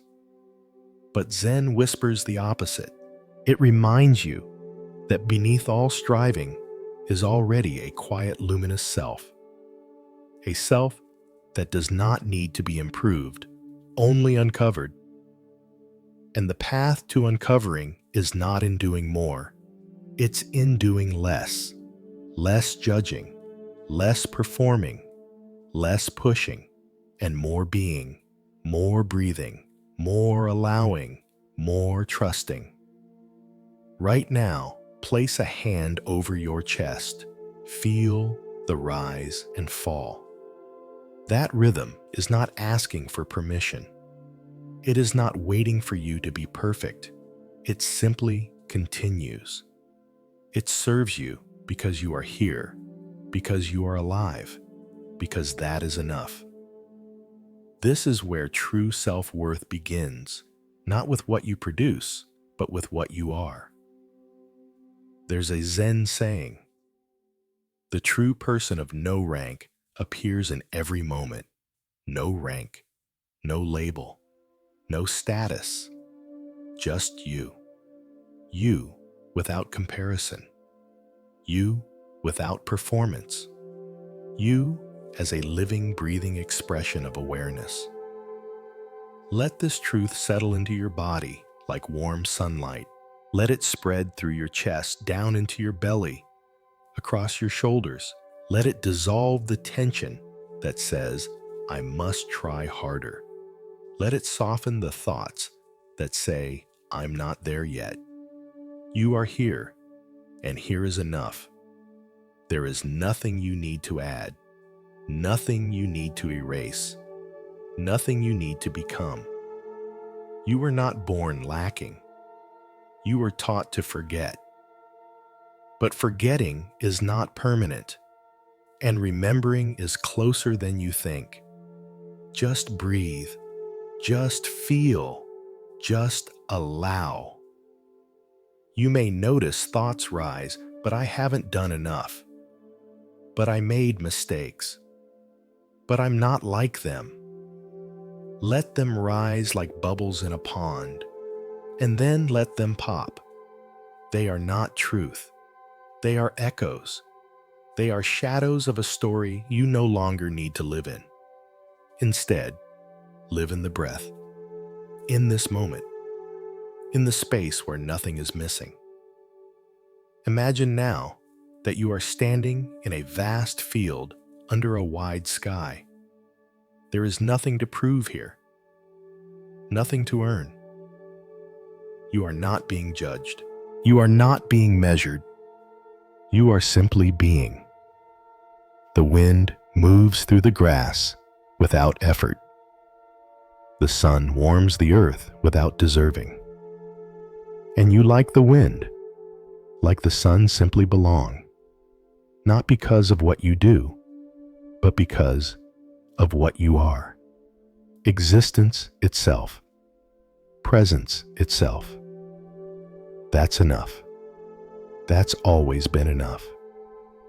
If you've been carrying the belief that you are only lovable if you're useful, if you've been holding your breath, waiting to become the version of yourself you finally approve of, it's time to let that go. That is a burden, not a truth. That is a wound, not a fact. And you can begin to heal it now. Not by building more walls, but by letting them fall. Not by adding more layers, but by peeling them back. What lies beneath is not emptiness, it is peace. Still, quiet, undeniably worthy. There's a story from the Zen tradition about a young monk who asked his teacher, "How do I become enlightened?" The master replied, You are like a man who is sitting on a treasure chest and asking how to find gold. You've been sitting on your own treasure, the gold of your being, the richness of your enoughness. Tonight, you are invited to stop searching and start resting, to stop striving and start remembering. You are not behind. You are not broken. You are on the path, and the path is inside you. The breath is your guide. The stillness is your ground. The awareness is your home. Let your body sink into the surface beneath you. Let your muscles soften. Let your thoughts drift like clouds. There is nothing to do now but be, and in being, you are whole. In breathing, you are enough. In letting go, you return, not to a better version of yourself, but to the truth that was always there beneath the noise, beneath the fear, beneath the striving. The truth that you are already held, already loved, already free. Let that truth wash over you now like a gentle rain. Let it touch every part of you that has been waiting for approval. Let it reach the places that say, I'm too much or I'm not enough. Let it remind you, you are neither. You are simply you. And that is more than enough. Breathe in wholeness. Breathe out striving. Breathe in belonging. Breathe out comparison. Again and again, until the breath is steady, until the self-judgment grows quiet, until what remains is simple and soft and true. You at peace, at rest, at home within your own being. That is the miracle. That is the return. That is what you've been searching for, not in the future, not in perfection, but here, in this stillness, in this breath, in this moment. What if you stopped chasing happiness, not because happiness is wrong, not because peace isn't possible, but because what you're chasing isn't the real thing? Most of what we call happiness is just relief, the absence of discomfort, a moment of control, a distraction from pain. You tell yourself, if I get this, then I'll be okay. If I fix that, then I can finally relax. And for a little while, it works.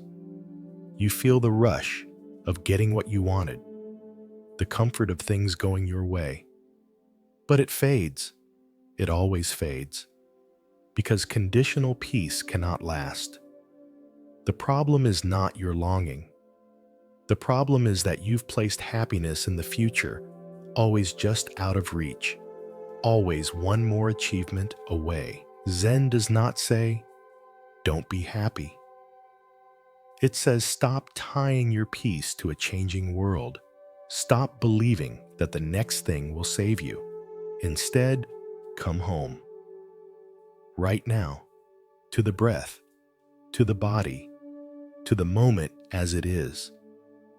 There is a kind of peace that does not depend on anything else, a stillness that does not vanish when things go wrong. That is true happiness, not a high, but a depth, not a performance, but a presence. You don't need to chase it. You only need to stop running from what is here. That's the real secret. You've been running not because you're broken, but because you've been afraid to sit with what's alive in you now. The restlessness, the boredom, the fear, the ache. You've been trained to escape those things, to numb them, to fix them, to hide them. But what if they're not problems? What if they're not signs that something's wrong with you? What if they're simply weather passing, changing, and entirely natural? Right now, let's pause. Let's do nothing. Let's sit in this space and notice what arises. Maybe the mind resists. Maybe the body fidgets. Maybe emotions stir. Good. That means you're alive. That means you're waking up. Do not distract yourself from this. Do not push it away. The more you run, the more it chases. But if you stay with the breath, with the sensation, with the discomfort, something shifts. It softens. It reveals. It shows you that what you thought you couldn't handle was never as solid as it seemed. That behind every difficult emotion is a stillness untouched, a quiet that waits always, like the calm beneath the waves, like the sky behind the storm. You are not the turbulence. You are the space it moves through. In that space, this awareness you are inhabiting right now is joy. Not the joy of excitement, not the joy of winning, but the joy of being. The joy that has no opposite. That doesn't need pleasure to survive. That doesn't vanish in sadness. That remains even when you don't notice it. The joy of simply existing. Can you feel that now? Just beneath the surface, it may be subtle. It may be faint, but it's there. A sense of okayness. A quiet sense that even with all your pain, all your questions, all your doubt, you are still here. You are still breathing. You are still held by this moment. And that too is joy. You've been taught to chase, to fix, to compare, to accumulate. But Zen invites you to empty, to stop, to rest. Not forever. Just now. Just for this breath. Try it. Let the breath arrive on its own. Let it fill you without effort. Let it leave without clinging. You didn't make that breath. You didn't control it. But it came, and it will come again. That's how peace works. That's how joy works. Not something you do, but something you allow. Not something you earn, but something you remember.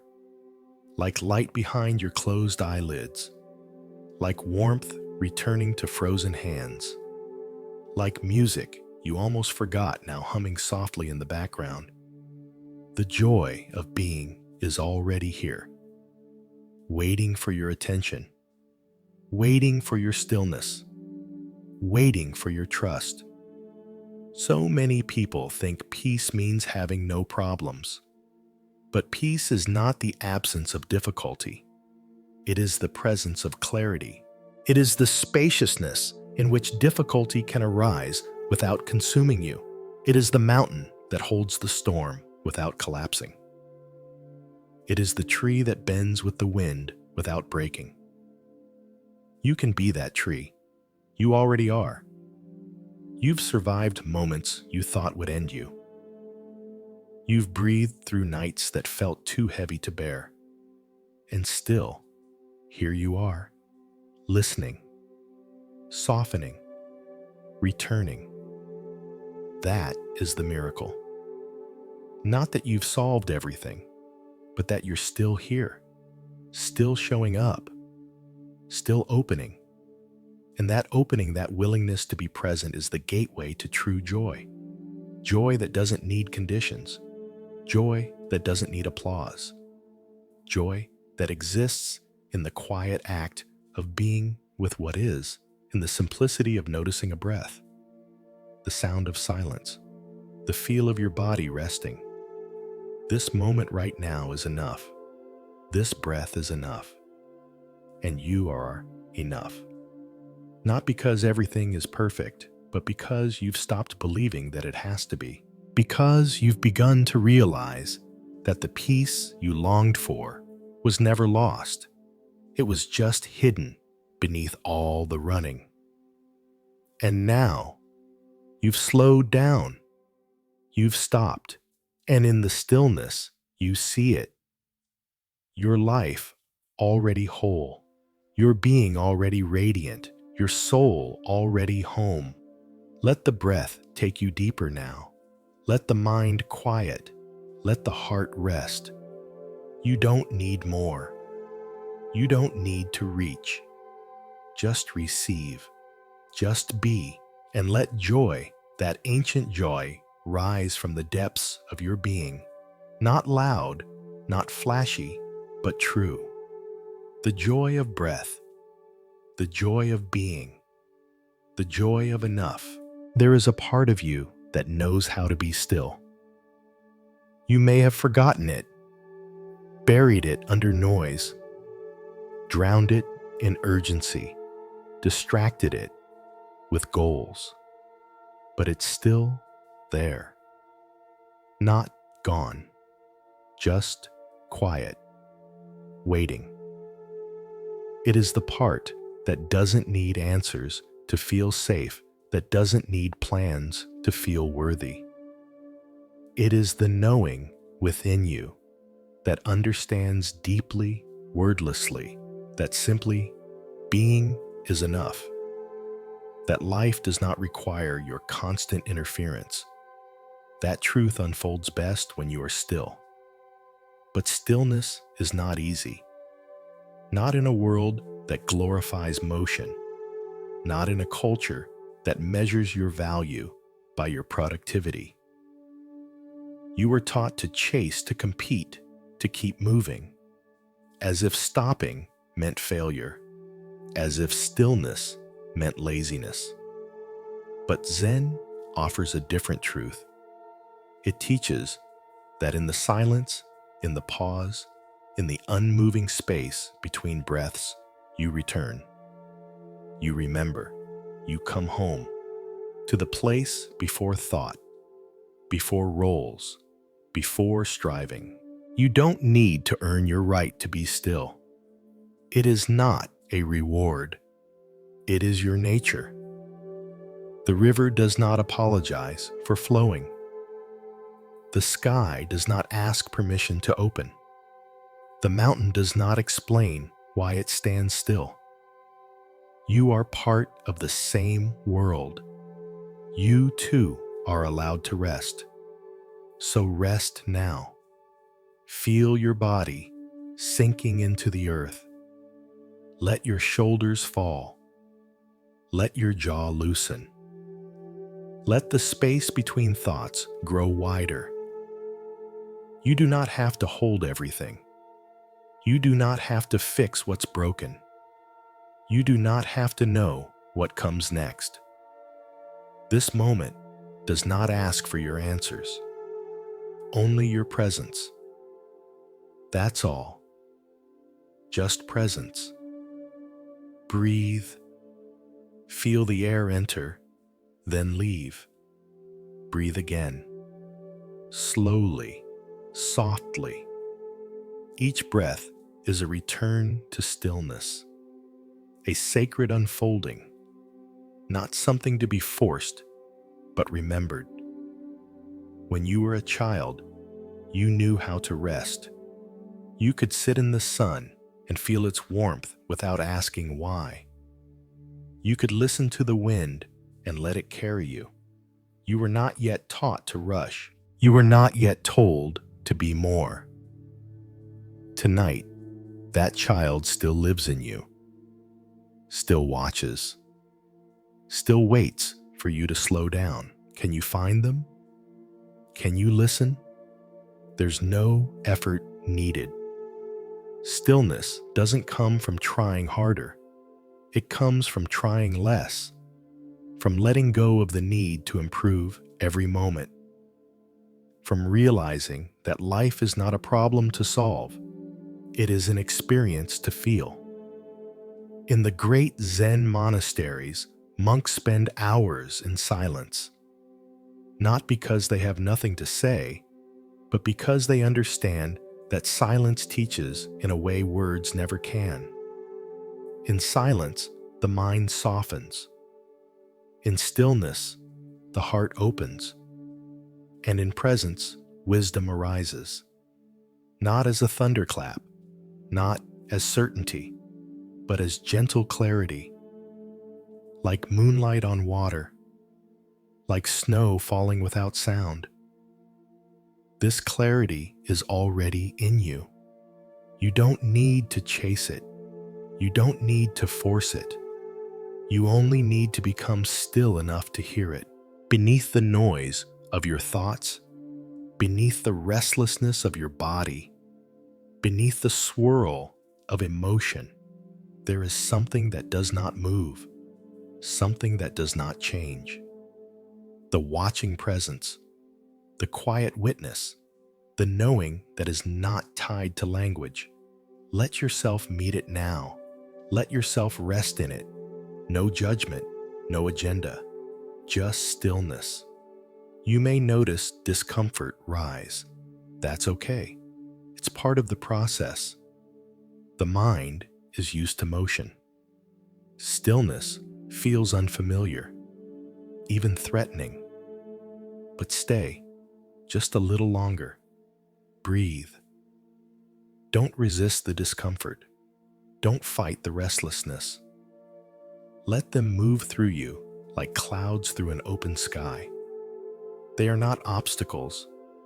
They are invitations. Opportunities to deepen, to let go even more, to soften even further. You are not the restlessness. You are not the discomfort. You are the space they move in. And that space is always still, always present, always free. Imagine now a pond. The water has been stirred. Mud has risen. The surface is unclear. But you do not need to purify it. You do not need to clear it by force. Simply be still. Let the motion settle. Let the mud fall. Soon the water clears on its own. The reflection returns. The stillness deepens. This is your practice. Not to fight the disturbance. Not to conquer the mind, but to wait, to be still. To allow clarity to arise naturally, with patience, with breath, with trust. There's an old Zen phrase: sitting quietly doing nothing, spring comes and the grass grows by itself. This is not laziness, it is wisdom. The wisdom of yielding, of surrendering to the natural rhythm of life. You do not have to force growth. You do not have to rush healing. It happens in its own time. When the ground is soft, when the presence is strong, when the stillness is deep. So soften now. Let the earth hold you. Let the breath ground you. Let the stillness take you. You are not missing anything. You are not falling behind. You are exactly where you need to be. In the stillness, in the now, in the truth that needs no explanation. Rest here, trust here, heal here. The world will go on spinning. The tasks will wait. The answers will come. But for now, nothing is required. Nothing is missing. Nothing must be done. There is only the breath, the silence, the sacred stillness of being. Let it fill you. Let it carry you. Let it return you to what was never lost. There is a fear that lives quietly inside many hearts. The fear of being forgotten. The fear of disappearing. You may not say it aloud, but somewhere beneath the surface, the question lingers. Will I matter if I stop trying? Will I still be loved if I stop performing? So you keep going. You strive. You please. You accomplish. You become everything for everyone just to prove your worth. And yet, despite all that effort, a strange emptiness remains. A feeling that no matter how much you give, it's never quite enough. That peace is always just beyond your reach. But what if you are not meant to be found in what you do, but in who you are when everything else is quiet? What if the greatest recognition is not from the outside, but from within the deep, knowing that you are already whole, even when no one is watching? Tonight, I invite you to loosen the need to be seen, and instead, allow yourself to see the quiet truth beneath your roles, to see the gentleness that doesn't ask for applause, to see the you that exists without effort. This is the core of Zen, not to become more, but to remember what you already are, not to shine brighter, but to realize you've always been the light, the one who watches, the one who breathes, the one who listens. That you is never forgotten, that you has never disappeared, that you cannot be erased by failure or overshadowed by success. Sit with that truth now. Let it sink into your breath. Let it settle into your bones. You are not missing. You are not lost. You are simply covered sometimes by stories you've outgrown. And slowly, gently, you can peel them back. You can return, not to who you used to be, but to who you've always been underneath it all. It doesn't happen through force. It happens through stillness, through attention, through soft presence. Soften your breath now. Close your eyes if they aren't closed already. Feel the support beneath you. The earth is not asking you to earn your place. It holds you because that is what it does. You belong without condition. You matter without proving. This is a kind of peace that can't be taken. A presence that does not fade when the world turns away. A worthiness that was never up for debate. In the ancient monasteries, there are no trophies, no public victories, just the quiet discipline of presence, just the breath, just the still gaze that turns inward and finds something vast, something simple, something unshakable. The monks do not chase recognition. They do not seek to be remembered. And yet, in their stillness, something unforgettable radiates. Not fame, not praise, but clarity, integrity, truth.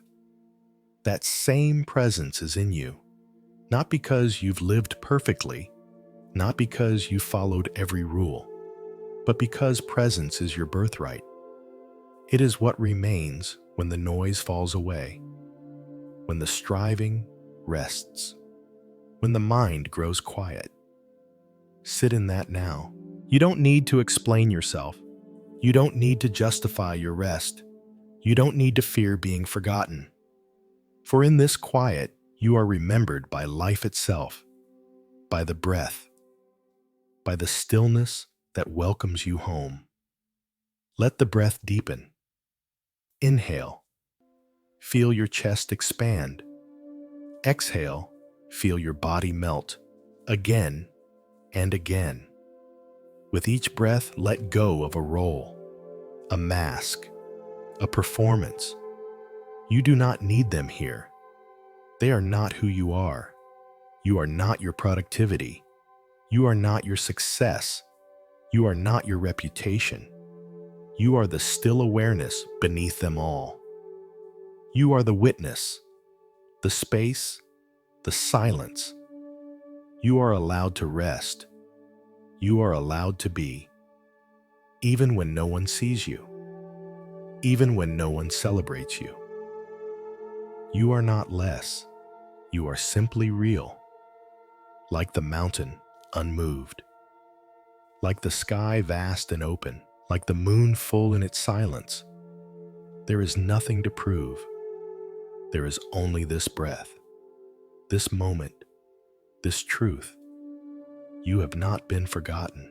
You are being remembered right now by your own awareness, by the universe that breathes you, by the softness that you're allowing. This is not about isolation. It's about returning to the center of your own being, the part of you that doesn't disappear when you stop trying, the part of you that glows even in the dark. And yes, there will be moments when the old fear returns, when you feel invisible, unseen, unimportant. Let it come. Don't fight it, but don't believe it. You are not invisible. You are simply quiet. You are not unimportant. You are simply whole without noise. This is the truth. The world forgets that silence is not absence. It is presence deepened. That stillness is not weakness. It is power rooted. That disappearing from the chaos is not losing. It is choosing a different way. The way of peace. The way of clarity. The way of truth. And in this space, you do not fade. You shine softly, steadily, without effort. Let that light fill you now. Let it rise in your chest. Let it melt the fear. You are not gone. You are here. You are not broken. You are becoming. You are not forgotten. You are being remembered in every breath by something greater than words. Let the breath be your prayer. Let the stillness be your offering. Let your presence be your truth. There is no need to do more. No need to earn more. Just be.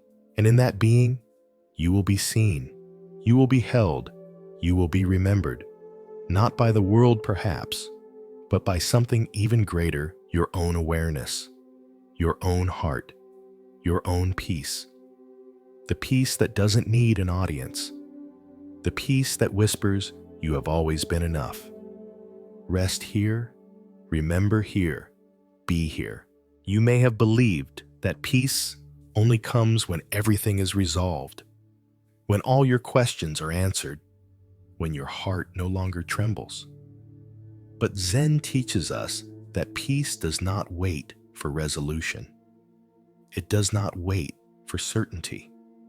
It arrives when you stop needing everything to be clear, when you stop resisting the unknown, when you let the mystery be without needing to name it.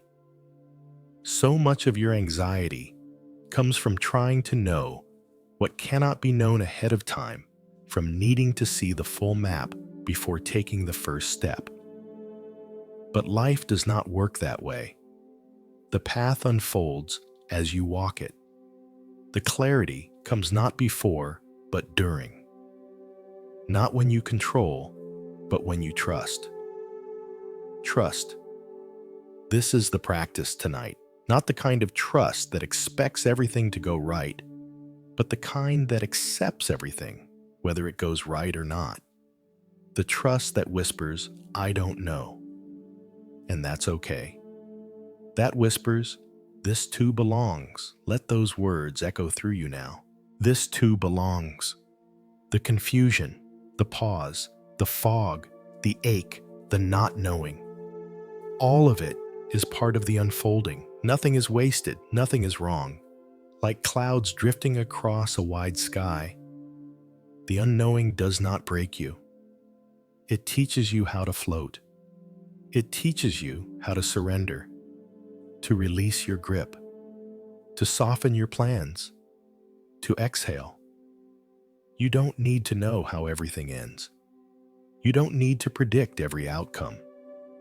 You only need to be here now with what is. The sound of your breath, the weight of your body, the quiet hum of being alive. Let that be enough. Even when your mind searches for answers, let your heart sit in stillness. Let it learn how to rest in the unknown. That resting is not laziness. It is not giving up. It is courage. The courage to be with what is without, trying to change it. The courage to say, I will stay, even when I don't understand. In Zen, this is called beginner's mind. A mind that sees things as they are, without projecting, without assuming, without needing to be in control. It is open. It is present. It is humble. A master once said, in the beginner's mind, there are many possibilities, but in the expert's mind, there are few. When you insist on knowing, you close yourself off. But when you surrender to not knowing, you open. And in that opening, grace flows in. Insight emerges. Healing begins. Let yourself open now. You do not need to collapse the mystery. You do not need to solve your life tonight. You only need to breathe, to feel, to notice. Right now, notice where your body touches the bed. Notice the way your chest rises, then falls. Notice the quiet around you and within you. This is where peace begins, not with answers, but with awareness. Not with perfection, but with presence. And yes, sometimes that presence will include discomfort. Sometimes it will hold sadness. But that too is part of your wholeness. You are not here to feel only joy. You are here to feel fully. And even in sadness, even in doubt, there is a stillness beneath it all. Like a lake beneath the waves. Like a silence beneath the words. Like a spaciousness behind every fear. Go there now. Drift there now. No need to run. No need to analyze. Just allow. Let the unknown cradle you. Like a mother holds a child not with answers, but with presence. Let the questions rest tonight. Let the need to fix, to plan, to predict melt. Trust that you are being carried, not by logic, not by force, but by something deeper, something sacred. Like a river carries a leaf, like breath carries life. You are not lost. You are not late. You are on the path, even when the path disappears. That's the paradox of Zen. The path is not made of stone. It is made of steps. Each step you take is the path. And sometimes that step is standing still. Sometimes that step is waiting. Sometimes that step is breathing in the dark. Trust that too. Trust the darkness. Trust the pauses. Trust the seasons when nothing makes sense. In nature, there are times when everything goes underground, when seeds sleep in frozen soil, when trees stand bare, when silence takes over the forest. Not because something is wrong, but because this too is life. This too is sacred. You are allowed your winters. You are allowed your stillness. And even in the dark, something inside you knows how to grow, how to heal, how to bloom again. You don't have to rush it. You don't have to force it. Just stay here. Stay soft. Stay curious. Rest in the unknowing. There is nothing to fear. You were never meant to know everything. You were meant to feel, to listen, to awaken moment by moment. Breathe in now, deeply. Feel the cool air fill you. Breathe out slowly. Feel the tension leave. Again. Breathe in, breathe out. This is all you need. This breath, this presence, this trust. The unknown will not swallow you. It will shape you. It will teach you. It will become you. Let yourself be shaped tonight, not by certainty, but by surrender. Not by answers, but by awareness. And in that awareness, you will find something more precious than control. You will find peace, the kind of peace that doesn't rely on guarantees. The kind of peace that whispers, I trust this even when I don't understand it. Let that peace be your home now. Let it fill your chest. Let it soften your thoughts. Let it guide your sleep. You don't need to know. You only need to be. And in that being, you are free. There's a quiet place within you, deeper than thought, older than memory, where the noise of the world cannot reach. You've touched it before, briefly, maybe in moments of awe, or in the stillness after a storm, or when a loved one held you in complete silence and nothing more was needed. It's not a place of escape, but of return. Return to your center. Return to the one who sees without judging, who listens without grasping, who simply is. Tonight, that place is calling you again, not as a command, but as an invitation. A gentle whisper, come back to yourself, not to your roles, not to your worries, but to your essence, the soft flame beneath the surface, the spaciousness behind the breath. You've spent so much time carrying the weight of should be better, I should have more, I should do something. But what if nothing more is needed right now? What if this moment, this breath, this silence is enough? Not because everything is perfect, but because you have stopped resisting what is. Resistance. That's the thread that tightens the mind, that contracts the body, that turns discomfort into suffering. Zen does not ask you to remove pain.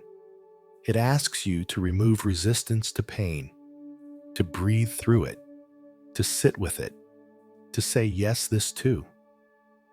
When you stop pushing away, you begin to soften.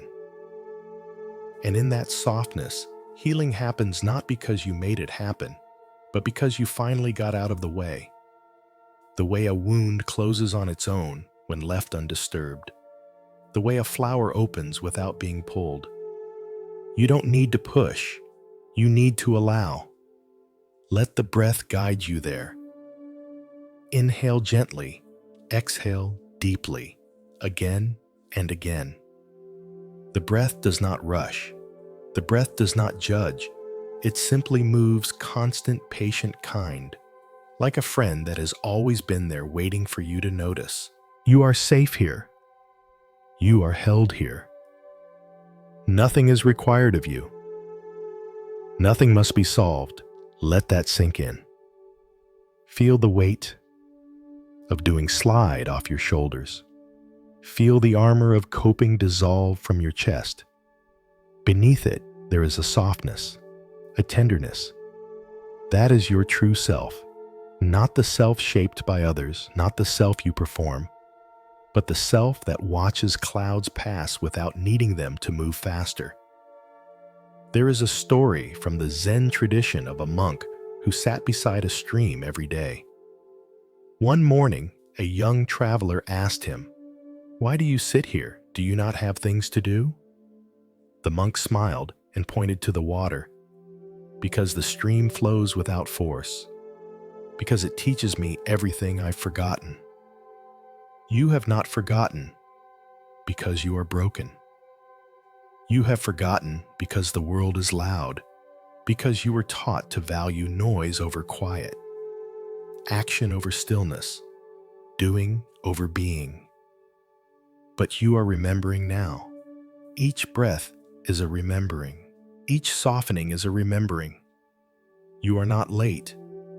You are not behind.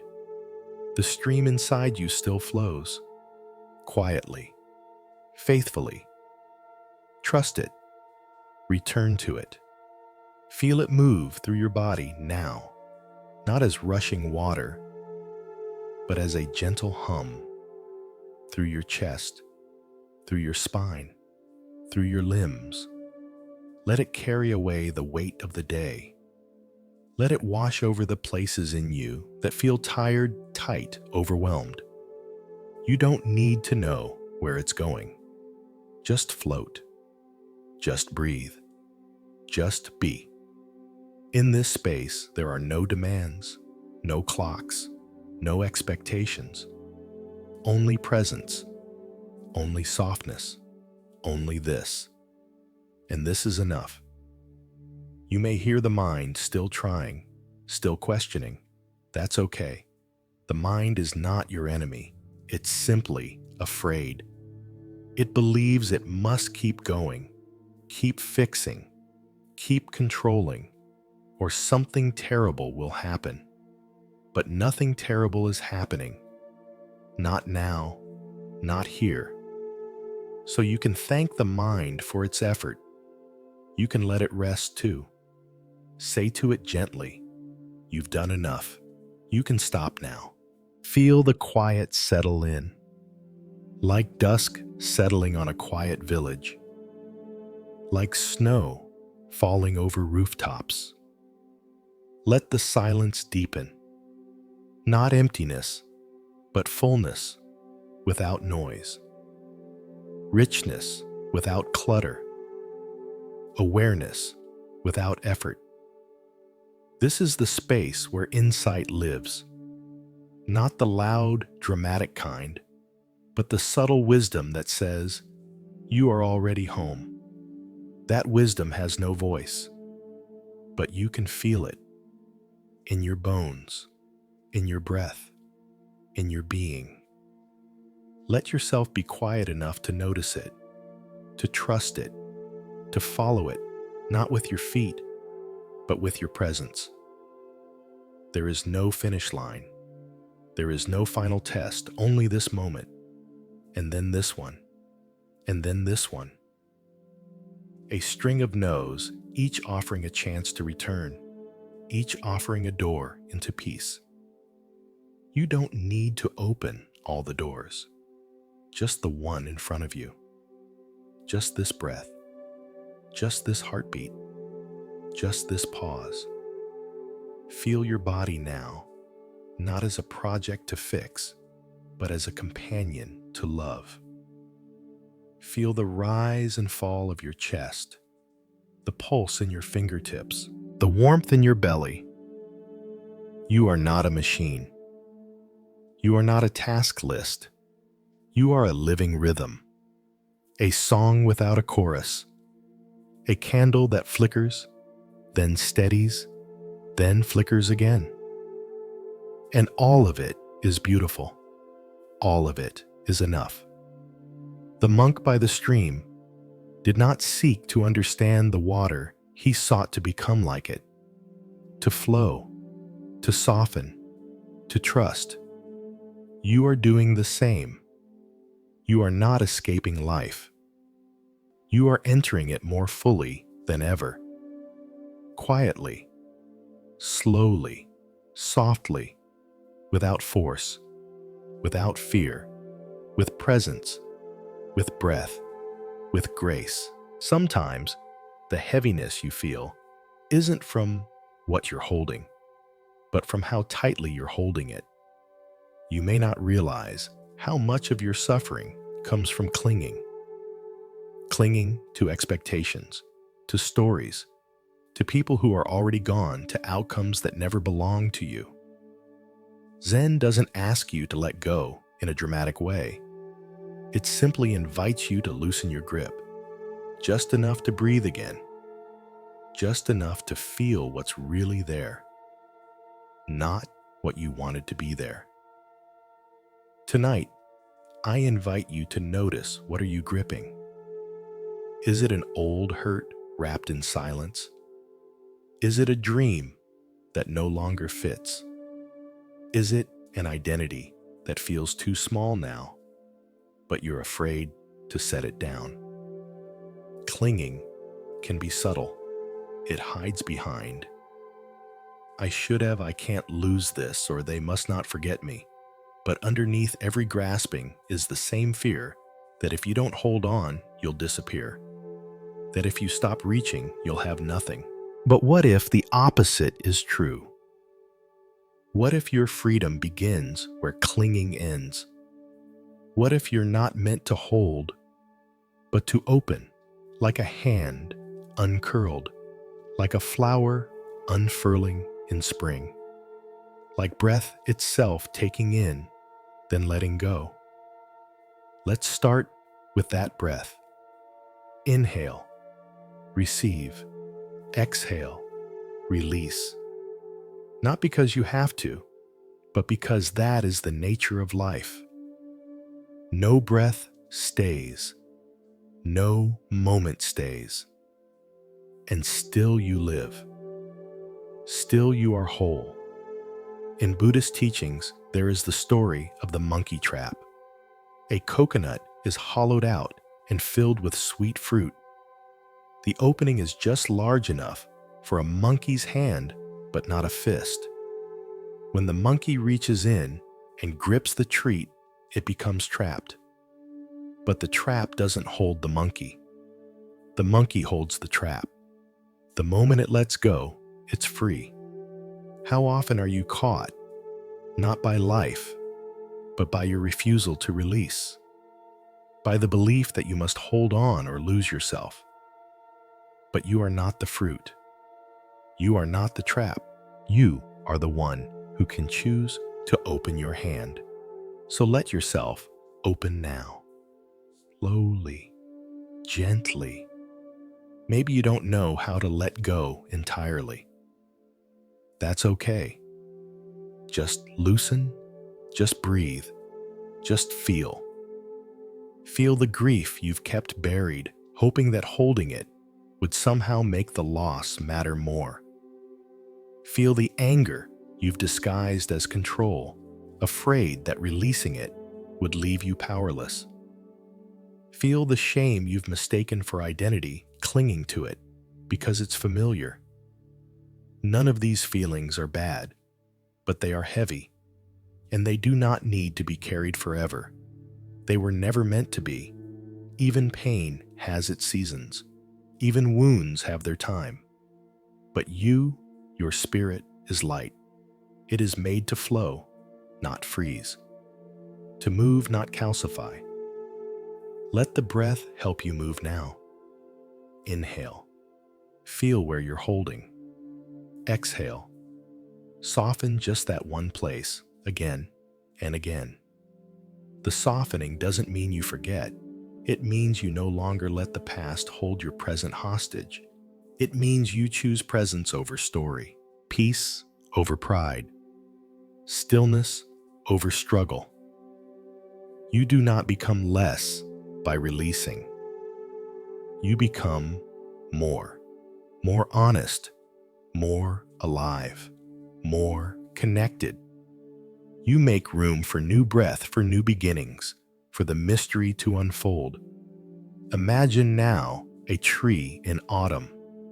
The leaves don't fall in protest. They fall in grace. Not because the tree failed, but because letting go is part of its rhythm. The leaves served their time. They caught the sun. They danced in the wind. And now it is time to rest. You too have carried things that served a purpose once. But not all of them need to stay. Not every belief still fits. Not every memory still guides. Not every person still walks beside you. That is not a tragedy. That is the truth of impermanence. And in that truth, there is great peace. Because when you stop clinging, you stop fearing change. You stop resisting what is. You start flowing with the current, not against it. You start trusting that life knows where it's going, even when you don't. Let yourself be like that autumn tree. Let what needs to fall, fall. Not as a failure, but as a rhythm, as a turning, as a sacred release. You don't have to know what comes next. You only have to trust that you will meet it open-handed, open-hearted, unburdened. Sit now in that openness, in that space between grasping and release. Feel your breath as the wind that shakes your branches. Let it carry away what is ready. Let it touch what has been hidden. You don't have to do it all at once. Letting go is not a switch. It is a process. Sometimes it's a quiet exhale. Sometimes it's a long weep. Sometimes it's just noticing I'm still holding this and choosing softly to begin to let it go. Let your body teach you. Your hands know how to unclench. Your chest knows how to open. Your breath knows how to move. Let the wisdom of your body lead. Trust it. Tonight, let your sleep be the release you haven't found by day. Let your dreams be lightened by what you no longer carry. You may wake up not with answers, but with space. And that space, that beautiful emptiness, is not void. It is readiness. It is sacred ground. Something new can root there. Something gentle. Something true. And you will be ready, not because you held on tighter, but because you learned to let go. Feel now what it's like to hold nothing. Not because you've lost, but because you've allowed. Let that feeling rock you. Let it cradle you. Let it lull you into the deepest kind of peace. You are not what you carry. You are not what you lose. You are what remains when all else falls away. And what remains is whole. What remains is love. You have been taught that progress means striving, that growth is the result of effort, that if you want peace, you must work for it. But there is another way, a quieter way, more ancient than ambition, more enduring than struggle. In the way of Zen peace does not come from trying to fix yourself, but from realizing that you were never broken. Tonight, let us explore this not as an idea, but as an experience. Let yourself settle. Not settle for less, but settle into what is already here. You do not need to reach. You do not need to stretch. You only need to sink like a pebble settling at the bottom of a still pond. No splash, no resistance, just gravity doing its sacred work. Just rest arriving where effort used to be. Can you feel that now? That quiet invitation to stop striving, to stop becoming, and simply be.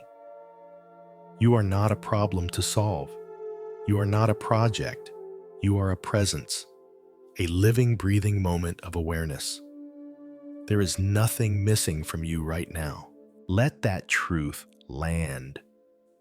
Let it enter the spaces where you once believed you weren't enough. Feel it warm those hollow parts.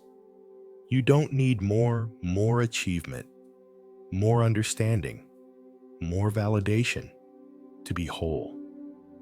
You only need to remember the self beneath the noise, the one who was there before the world told you who to be, the child who looked at trees without naming them, who felt the wind and didn't need to explain it, who laughed without performing. That self still lives in you, not in your past, but in your present, beneath your thoughts, beneath your plans, beneath your fear. You don't have to go searching for it. You only have to stop looking elsewhere. Stop looking for yourself in mirrors that do not reflect your truth. Stop looking for peace in the same places that gave you pain. Let yourself turn inward now, not with urgency, not with pressure, but with a softness that says, I am willing to see. And what you will see is not something new, but something familiar, like a face you've loved all your life, even if you've forgotten its shape. Let this moment be that recognition. Let your breath be the bridge. Inhale gently. Exhale completely. Again. Inhale, exhale. No effort, no goal.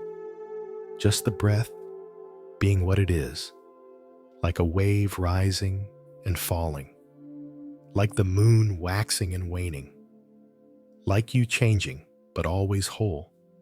In the teachings of Zen, there is a koan that asks, what was your original face before your parents were born? It does not ask you to remember your history. It asks you to touch your essence, the part of you untouched by time, untouched by labels, the part of you that simply is. That is where your peace lives.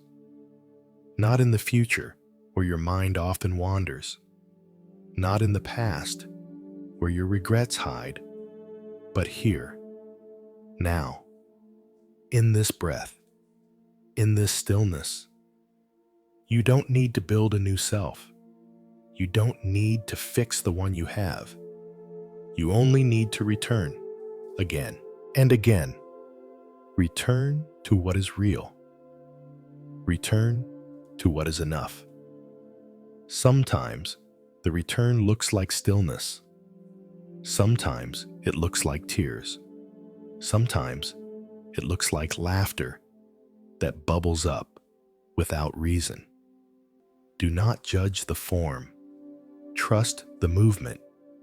Your being knows how to find itself. It is not lost. It is simply waiting. Waiting for you to stop trying. Waiting for you to sit down, close your eyes, and listen. Listen not for words, but for silence. For that gentle hum beneath all doing. That is your home. That is your truth. And you do not need to deserve it. You need only to stop doubting it. Rest in that knowing now. You are already the sky. The weather will change, joy, sorrow, doubt, delight, but the sky remains. Unshaken, open, infinite. Let your awareness expand like that sky. Let your thoughts pass like clouds. Don't chase them. Don't fight them. Let them drift and return to the breath, to the silence, to the self beneath the story. That story may have told you you're not good enough. That story may have told you you're too much. But the story isn't the truth. The truth is deeper. The truth is softer. The truth is that you are here breathing, listening, willing to heal. And that is enough. That is everything. In Zen, the flower does not try to bloom. The bird does not try to sing. They simply do. Not because they strive, but because they are what they are. You too can live like that. You can stop efforting. You can stop performing. You can let yourself be. What arises will arise. What fades will fade. And through it all, you remain open, aware, whole. Let that awareness hold you now. Let it cradle you like a mother holds a sleeping child. No demands, no improvements, just love, just presence, just this breath, this stillness, this self. There is nowhere to go, nothing to earn. You are already here. You are already home. Some fires burn the world down. Others simply warm your hands. Not all fire is destruction. Not all heat is threat. There is a flame within you that has never harmed, never raged, never consumed. It has only waited gently, patiently, quietly glowing beneath your chest. You may have mistaken this flame for ambition, for passion, for drive, but what lives in you is deeper than these. It is not the fire that demands. It is the fire that nourishes. The fire that whispers, "You are enough, even now." In Zen, we are taught that clarity is not born from noise, but from warmth.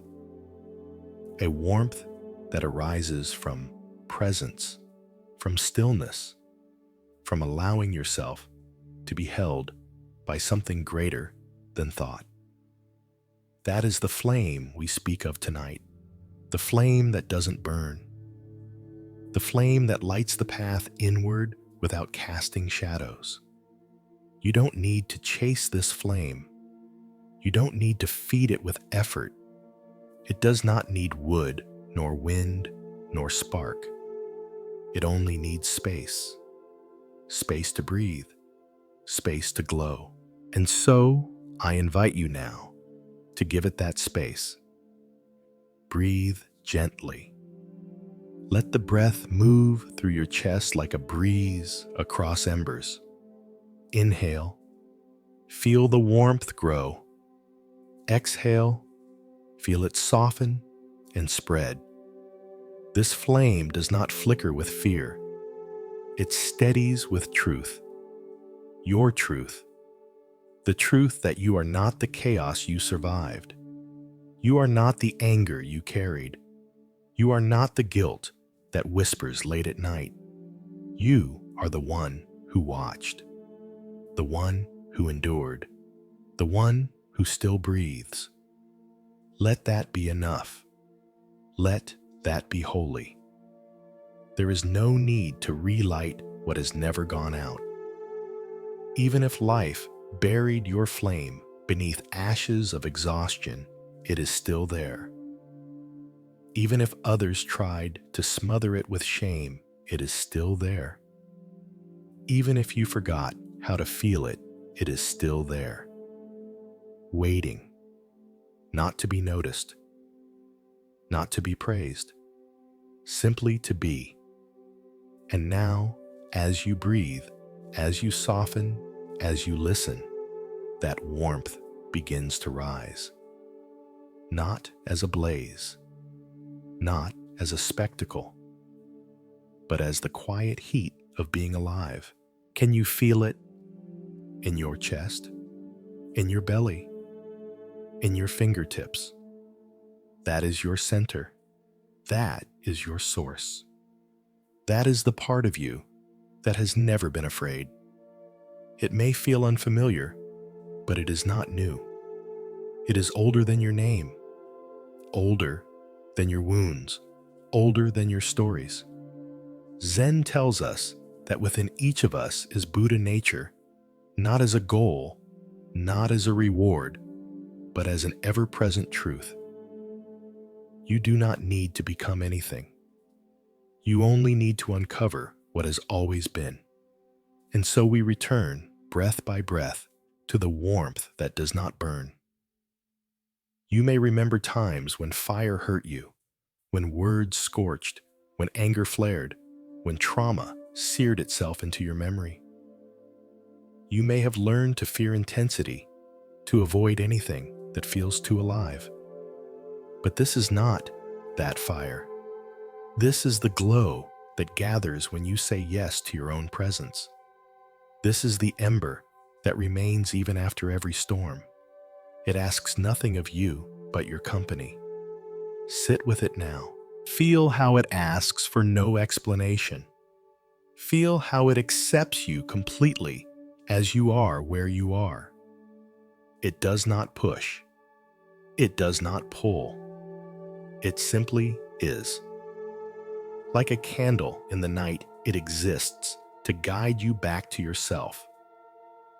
The warmth does not demand your attention, but when you give it, something shifts. The noise begins to soften. The edges begin to blur. The fear begins to loosen its grip. And in its place, peace begins to rise, not as a performance, but as a permission. You are allowed to feel safe. You are allowed to feel whole.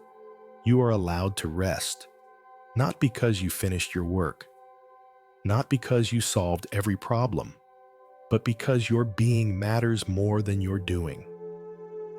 Zen reminds us that we do not awaken by effort alone. We awaken by remembering. Remembering that the world is not outside of us. It is within us. That the peace we seek is not a destination. It is a return. And what do we return to this? This flame, this breath, this stillness. All else is illusion. All else is passing. But this gentle glow, this is eternal. Let it warm your doubts now. Let it soften your judgments. Let it cradle the parts of you still bracing for impact. You do not need to brace anymore. The danger has passed. The fight is over. Let your body receive that message. Let your breath deliver it gently to every cell. You are not in danger. You are in presence. You are not under threat. You are under sky. You are not broken. You are burning not with destruction, but with sacred life. Let yourself glow, even in your weariness, even in your sadness, even in your silence, especially in your silence. This flame does not require words. It understands without them. It heals without explanation. You do not need to figure it all out tonight. You only need to stay close to your warmth. Let it guide you. Let it remind you. Let it return you to the truth that has no name, the truth that cannot be taught, only felt. And you are feeling it now, in the softness behind your eyes, in the quiet rhythm of your breath, in the tenderness that rises when all else fades. This is you, not the version the world demanded, not the shape you bent yourself into, but the original you, the glowing you, the unburned you. You may still feel pain, you may still carry grief, but you do not carry them alone. This warmth carries you. It holds what you cannot. It melts what you are ready to release. Let it work in you tonight, not as a fix, but as a flame, a sacred, silent flame. And when you sleep, let it glow beneath your dreams. Let it protect you. Let it remind you there is no need to rush. There is no need to run. You are already home, in your breath, in your body, in this moment. Home is not a place. It is a return to presence. And presence is always here, waiting like a fire that never left. Tonight, As your eyes close, as your breath deepens, know this: you are not lost. You are not forgotten. You are not too late. The flame still lives. The warmth still waits. And you, exactly as you are enough. You have spent years walking through fog, uncertain, searching, and often wondering if clarity would ever come. But clarity does not always arrive like a bolt of lightning or a great revelation. Sometimes it drifts in slowly, like dawn light seeping through the edges of night.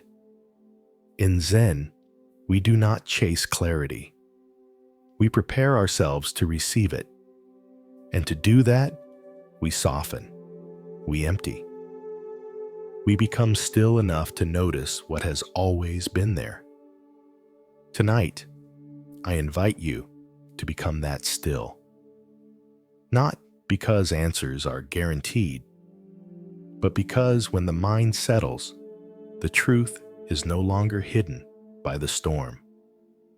You do not need to force the fog to lift. You only need to stop running from it. Let yourself be here in this moment, in this breath, even if it still feels unclear. Even if you do not yet understand where you are going or why things happened the way they did. You are not behind. You are not lost. You are simply in the part of the journey where the path is winding through mist, and that's okay. The mist is not the enemy. Sometimes it's the protection. Sometimes it's the pause before the unfolding. There is a Zen saying, when the mind is clouded, the world is clouded. When the mind is clear, the world is clear. This is not a blame, it is a direction. If you want to see clearly, begin by softening your grip on how things should look. Release the urgency to arrive. Let the moment be as it is. The trees do not rush the morning light. The river does not strain to find the ocean. They move in rhythm. They trust the unfolding. You can too. Let your breath be your guide. Inhale. Feel the fog around you. Exhale. Feel it soften. Again. Inhale. Exhale. No need to analyze. No need to label. Just be. The fog does not mean you are failing. It means you are human. It means your path is winding through transformation. And all transformation requires a season of unknowing. What if you stopped resisting that? What if you made peace with the mystery? That is where clarity begins. Not with answers, but with surrender. Not with control, but with trust. And trust grows in the soil of stillness. So rest now. Not as a pause from growth, but as the most sacred part of it. The tree rests in winter, not because it has died, but because it is preparing. Its roots deepen. Its energy gathers. You too are preparing. You too are gathering something unseen. Trust that. Let it hold you. In Zen, we learn to see the fog, not as a barrier, but as part of the path. You cannot skip this part. You are not meant to. The fog teaches you to listen, to feel your way through, rather than rush ahead. It strips away distractions. It humbles your need to know. And in that humility, something opens, something real, something tender. You realize that maybe you don't need to see the whole path to take the next step. Maybe the step itself is enough. One breath, one moment, one act of presence. That's how clarity builds, not all at once, but layer by layer. And so tonight, let's practice that. Feel your body where it rests against the earth, where the breath touches your chest, where the silence meets your thoughts. You do not need to change anything. You only need to notice. In the noticing, space opens. In the space, peace arises, slowly, softly, like morning. There is a still point within you, a place untouched by doubt, by confusion, by fear. That place is not something you create. It is something you uncover. It has always been there, waiting beneath the noise, waiting beneath the fog, waiting for you to return. Let yourself return now. Let the breath carry you there. Let the silence welcome you in. You are not here to prove yourself. You are here to remember yourself. Remember that even when you cannot see, you are still on the path. Even when your heart is uncertain, it still beats with life. Even when you forget the way does not forget you. You are not alone in this mist. The earth walks with you.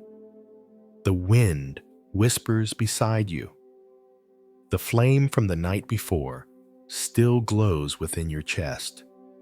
Let it light one small space ahead, just enough for this step, and then the next, and then the next. You do not need the whole map. You only need the willingness to keep walking. The clarity you seek may not arrive in words. It may come in a sensation, a sudden softness, a release of tension, a moment where everything feels okay, even if nothing changed. That is clarity. That is truth. Not loud, not sharp, but steady. And it lives within you, beneath your thinking, beneath your striving, beneath your fear. The fog is not the end of the path. It is part of your awakening. It humbles the ego. It dissolves the illusion of control. And when you walk through it, slowly, breath by breath, you emerge clearer, not because you saw the way, but because you learned to trust without seeing.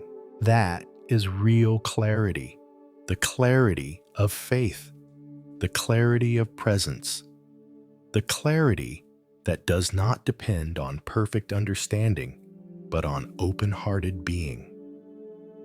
Let that be enough tonight. Let yourself rest in the not knowing. Let yourself breathe without answers.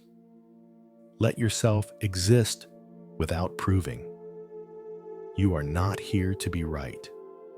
You are here to be real, to be whole, to be fully present in this breath, this body, this life. Even when the path is shrouded, especially then, you are being softened, not erased. You are being reshaped, not lost. And on the other side of this fog is not a new version of you, but the truest one. The one who knows the way, not by seeing, but by feeling. Not by planning, but by listening. That version is already here, already rising, already glowing from within. And as you sleep, let the fog continue its work. Let it cleanse the mind. Let it soften the fear. Let it prepare you for what comes next, not with certainty, but with serenity.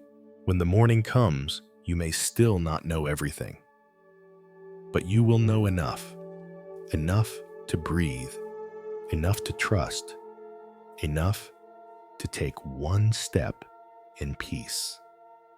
That is the Zen path. That is the way home.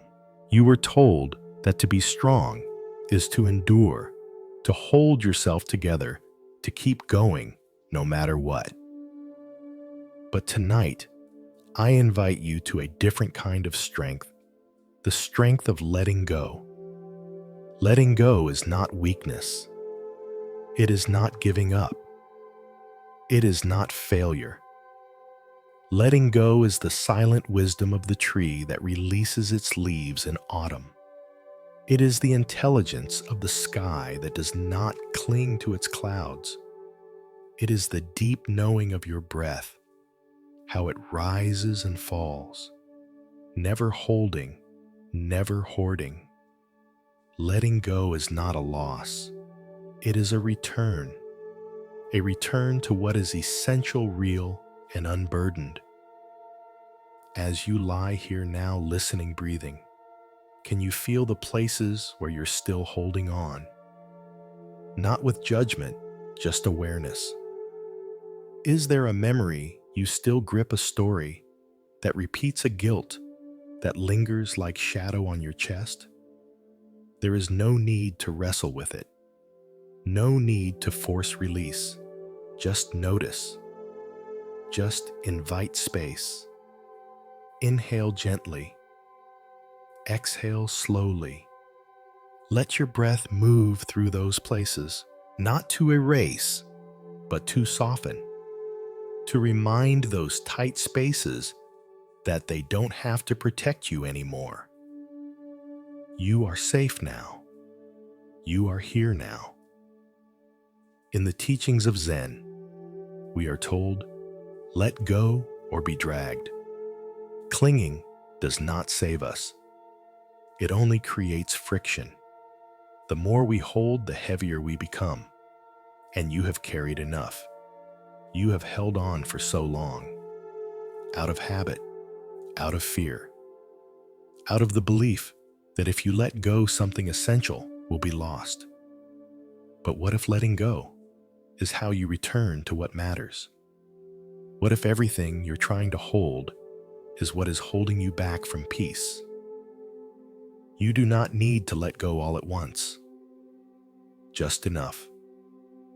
Enough to feel the breath move more freely. Enough to feel your shoulders lower.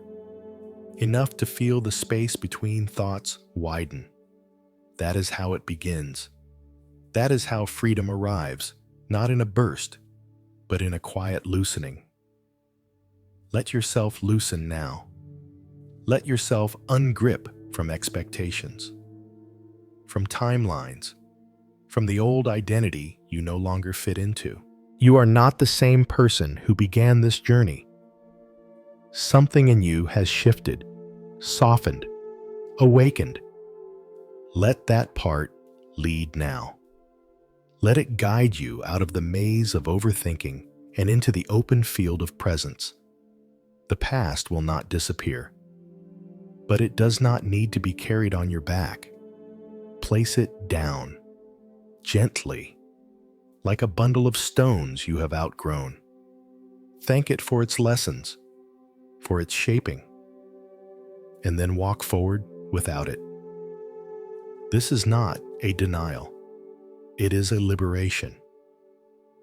In Zen, we call this the great release, not because something is taken, but because something is returned. Yourself, your silence, your ability to sit with the moment without needing it to be different. That is power. That is grace. And it is already growing in you. Letting go is not always dramatic. Sometimes it is invisible. A single tear, a long breath, a moment of truth that passes through you like wind. But afterward, you feel lighter. Not because the world changed, but because you did. Because you stopped clinging to what you could not control.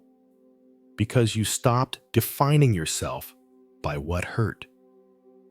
And in that space, something new begins. Not a new version of you, but the truest one. The one who knows that being whole has nothing to do with being perfect. The one who trusts the unfolding, who sits at the center of the storm and knows they are not the storm. Who sees the thoughts, the fears, the memories, and lets them pass like birds across an open sky. That is your sky. Wide, open, unbound. There is room for everything in that sky, but nothing needs to stay. Let that be your practice tonight. When thoughts arise, let them come. When emotions stir, let them move. Don't push. Don't resist. Just notice and release again and again, like a wave returning to the ocean, like leaves falling into silence. There is no need to rush this process. It is not linear. It is not neat. Sometimes you will let go, and the grief will come. Let it. That too is release. That too is healing. Sometimes the anger will rise. Let it rise and let it pass. You are not here to fix your feelings. You are here to feel them fully and then let them go.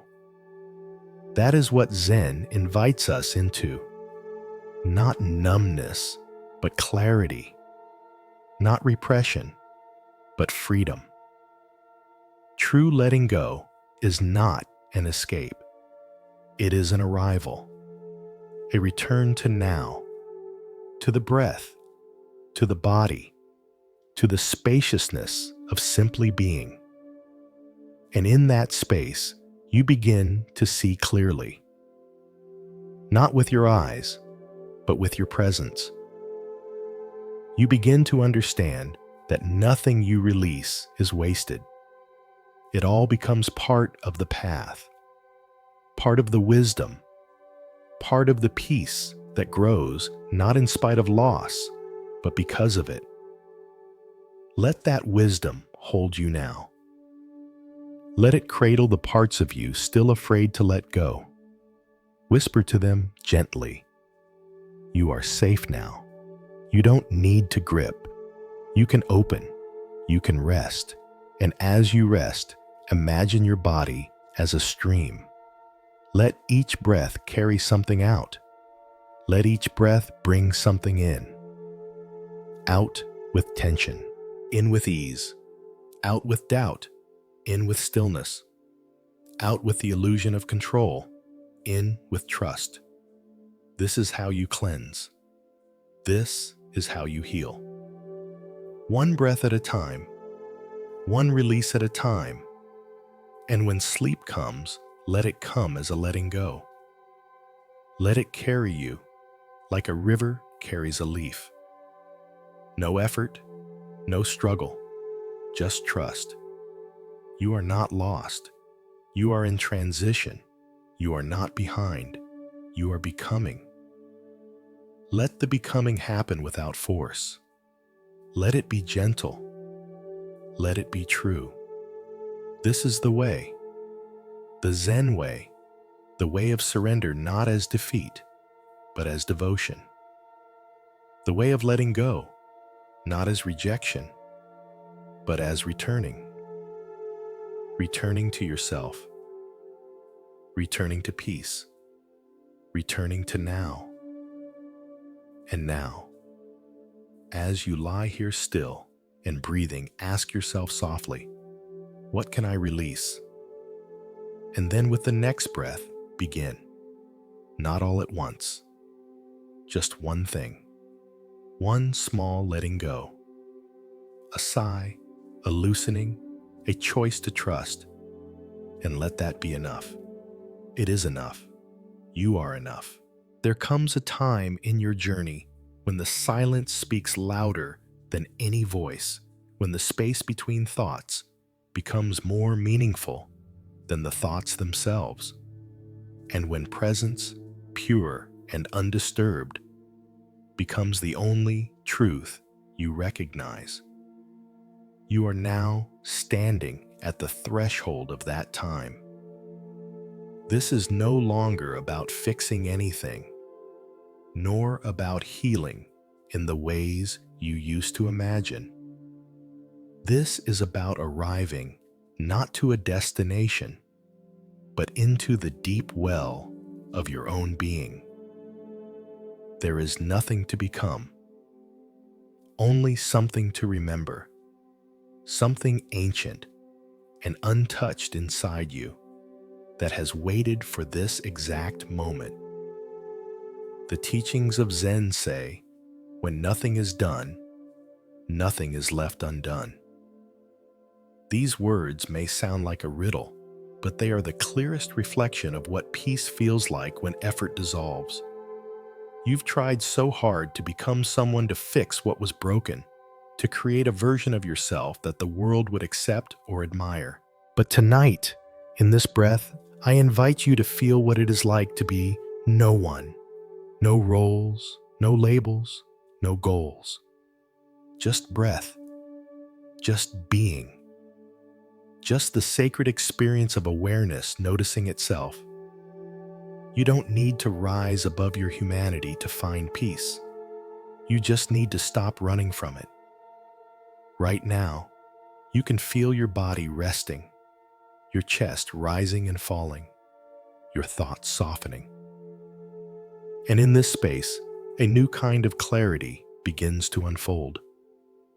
Not the kind that solves riddles or explains your past, but the kind that reminds you nothing was ever missing.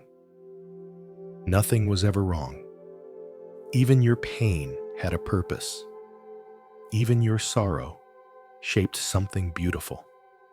Can you feel that?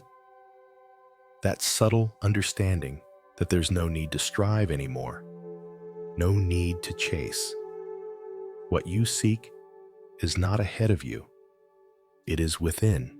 It is here. It is now. The clouds have cleared not because you fought them, but because you stopped clinging. That is the nature of all storms they pass. And what remains afterward is not the storm's memory, but the calm that follows. Let yourself feel that calm now. Let it wash over your body like warm rain. Let it seep into the soil of your being. You are not preparing anymore. You are arriving. You are not learning how to be whole. You are remembering that you already are. There is nothing broken in you. There are only parts that long to be seen. Parts that curled up in corners, waiting for your return. And now, in this quiet, in this softness, you are returning. To your breath. To your stillness. To your own sacred company. Zen does not offer rewards. It offers the truth. And the truth is, you were never separate from what you longed for. You only forgot to look inward, to pause, to listen. You've done that now. You are doing it right now. And that is enough. There is a kind of joy that arises not from laughter or excitement, but from deep inner alignment, from the realization that nothing outside of you needs to change for you to be at peace. That joy is here. That joy is the sound of silence, the touch of breath, the steady knowing that this moment just as it is complete. Not because it's perfect, but because you are present. The mind may still whisper. That is okay. You don't need to silence it. Just don't follow it. Let it speak like wind in the trees, heard but not held. You are the sky, not the weather. Let your awareness remain vast. Let it hold space for everything. Thoughts, feelings, sensations, without needing to fix or change a thing. That is mastery. That is surrender.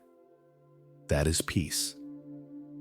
Tonight, you may feel something strange, yet familiar, stirring within. A stillness that is not empty, but full. A silence that pulses with presence. This is what Zen calls just this. No more, no less. Not a technique, not a goal. Just this. The breath, the body, the moment. That's all. And it is enough. You are enough. The effort has done its part. Now, let grace take over. Let the ripples settle. Let the dust of thought fall to the ground. What remains is not a better you. It is the true you. The one who was never separate from life. The one who sees with eyes unclouded. Who moves without resistance. Who breathes as the earth breathes. Who knows the way without knowing. And so tonight, as you lie here, let your mind dissolve into the still pool of presence. Let your body soften into the earth's embrace. Let your soul sigh with the relief of no longer searching. You have arrived. You are home. This is not the end of the journey. It is the merging with the path. There will still be days of doubt, but they will pass more gently now. There will still be waves, but you will no longer fear them, because you have become the ocean. Let the ocean of your being hold you now. Feel the vastness. Feel the depth. Feel the unshakable peace that does not come and go, but simply is, always, ever present, silent, true. And when you sleep, sleep not as escape, but as return. Return to the place before thoughts, before names, before separation. Sleep as the breath sleeps, gently, naturally, in rhythm with the moon, in rhythm with all of life. And when you wake, let that rhythm remain. Let your first breath remind you you are already whole. You are already enough. No more striving. No more pretending. Just being. And in that being, you will find everything you ever needed. It was never out there. It was always here, waiting, whispering, welcome home. This is where the path leads not to a place, not to an answer, but to the soft realization that you are already whole, that what you were searching for outside was quietly pulsing within you all along. You've come through fog and silence, through memory and release, through longing and letting go. And now you rest here, not because you've finished something, but because you've begun to truly arrive. Breathe gently. Nothing is required of you in this moment. No thought to chase, no role to fill, no wound to mend. You are simply here, and that is enough. The teachings of Zen do not offer grand conclusions or final victories. Instead, they invite you to wake up to the simplicity of what is. The sound of your breath, the rise and fall of your chest, the warmth in your palms. These are sacred. These are the truth. You've shed many layers to arrive here. Stories, identities, fears, all gently laid down like worn garments. And now, what remains is a spaciousness you may not recognize, but it is yours. It is the canvas upon which your new life can unfold, not built from striving, but from stillness, not shaped by urgency, but by presence. In this quiet, you begin to feel what it's like to live from the inside out, to trust your breath more than your plans, to follow what brings peace instead of what brings praise, to honor the rhythm of your heart above the noise of the world. This is the gentle revolution of awareness. This is the peace that cannot be taken because it was never given by the world. It arises from within, like a spring in the desert, like a lantern that lights itself. Let it glow now. Let it warm the places you once called broken. Let it remind you that nothing is wasted. Not the pain, not the waiting, not the silence. Everything brought you here. And here, there is no need to explain, no need to justify. Just be. Zen invites you to walk the rest of your life with this kind of grace, not hurried, not grasping, but present, soft, rooted.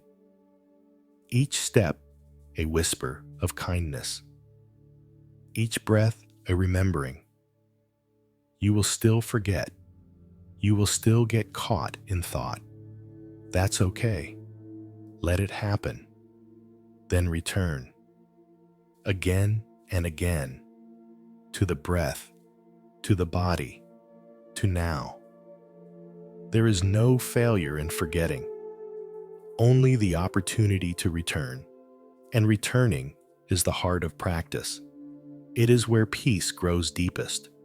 So tonight, as the final words settle in your chest, let yourself rest, not with effort, but with trust.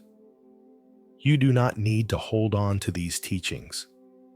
They are already inside you, in your breath, in your stillness, in the quiet knowing that everything is already okay. Even when it hurts, even when it's messy, even when you're unsure, you are still okay. You are still whole. You are still here. Let the silence embrace you now. Let the breath rock you like a tide. Let sleep come like a friend you no longer need to chase. Just rest. The journey continues, but not with striving. With ease, with trust, with presence. And when you rise tomorrow, may your eyes see the world as it truly is, not something to conquer, but something to love. Not something to fix, but something to meet moment by moment, breath by breath. You are not alone. You never were. Welcome to the deep peace of your own being. Stay here. Rest here. You are home.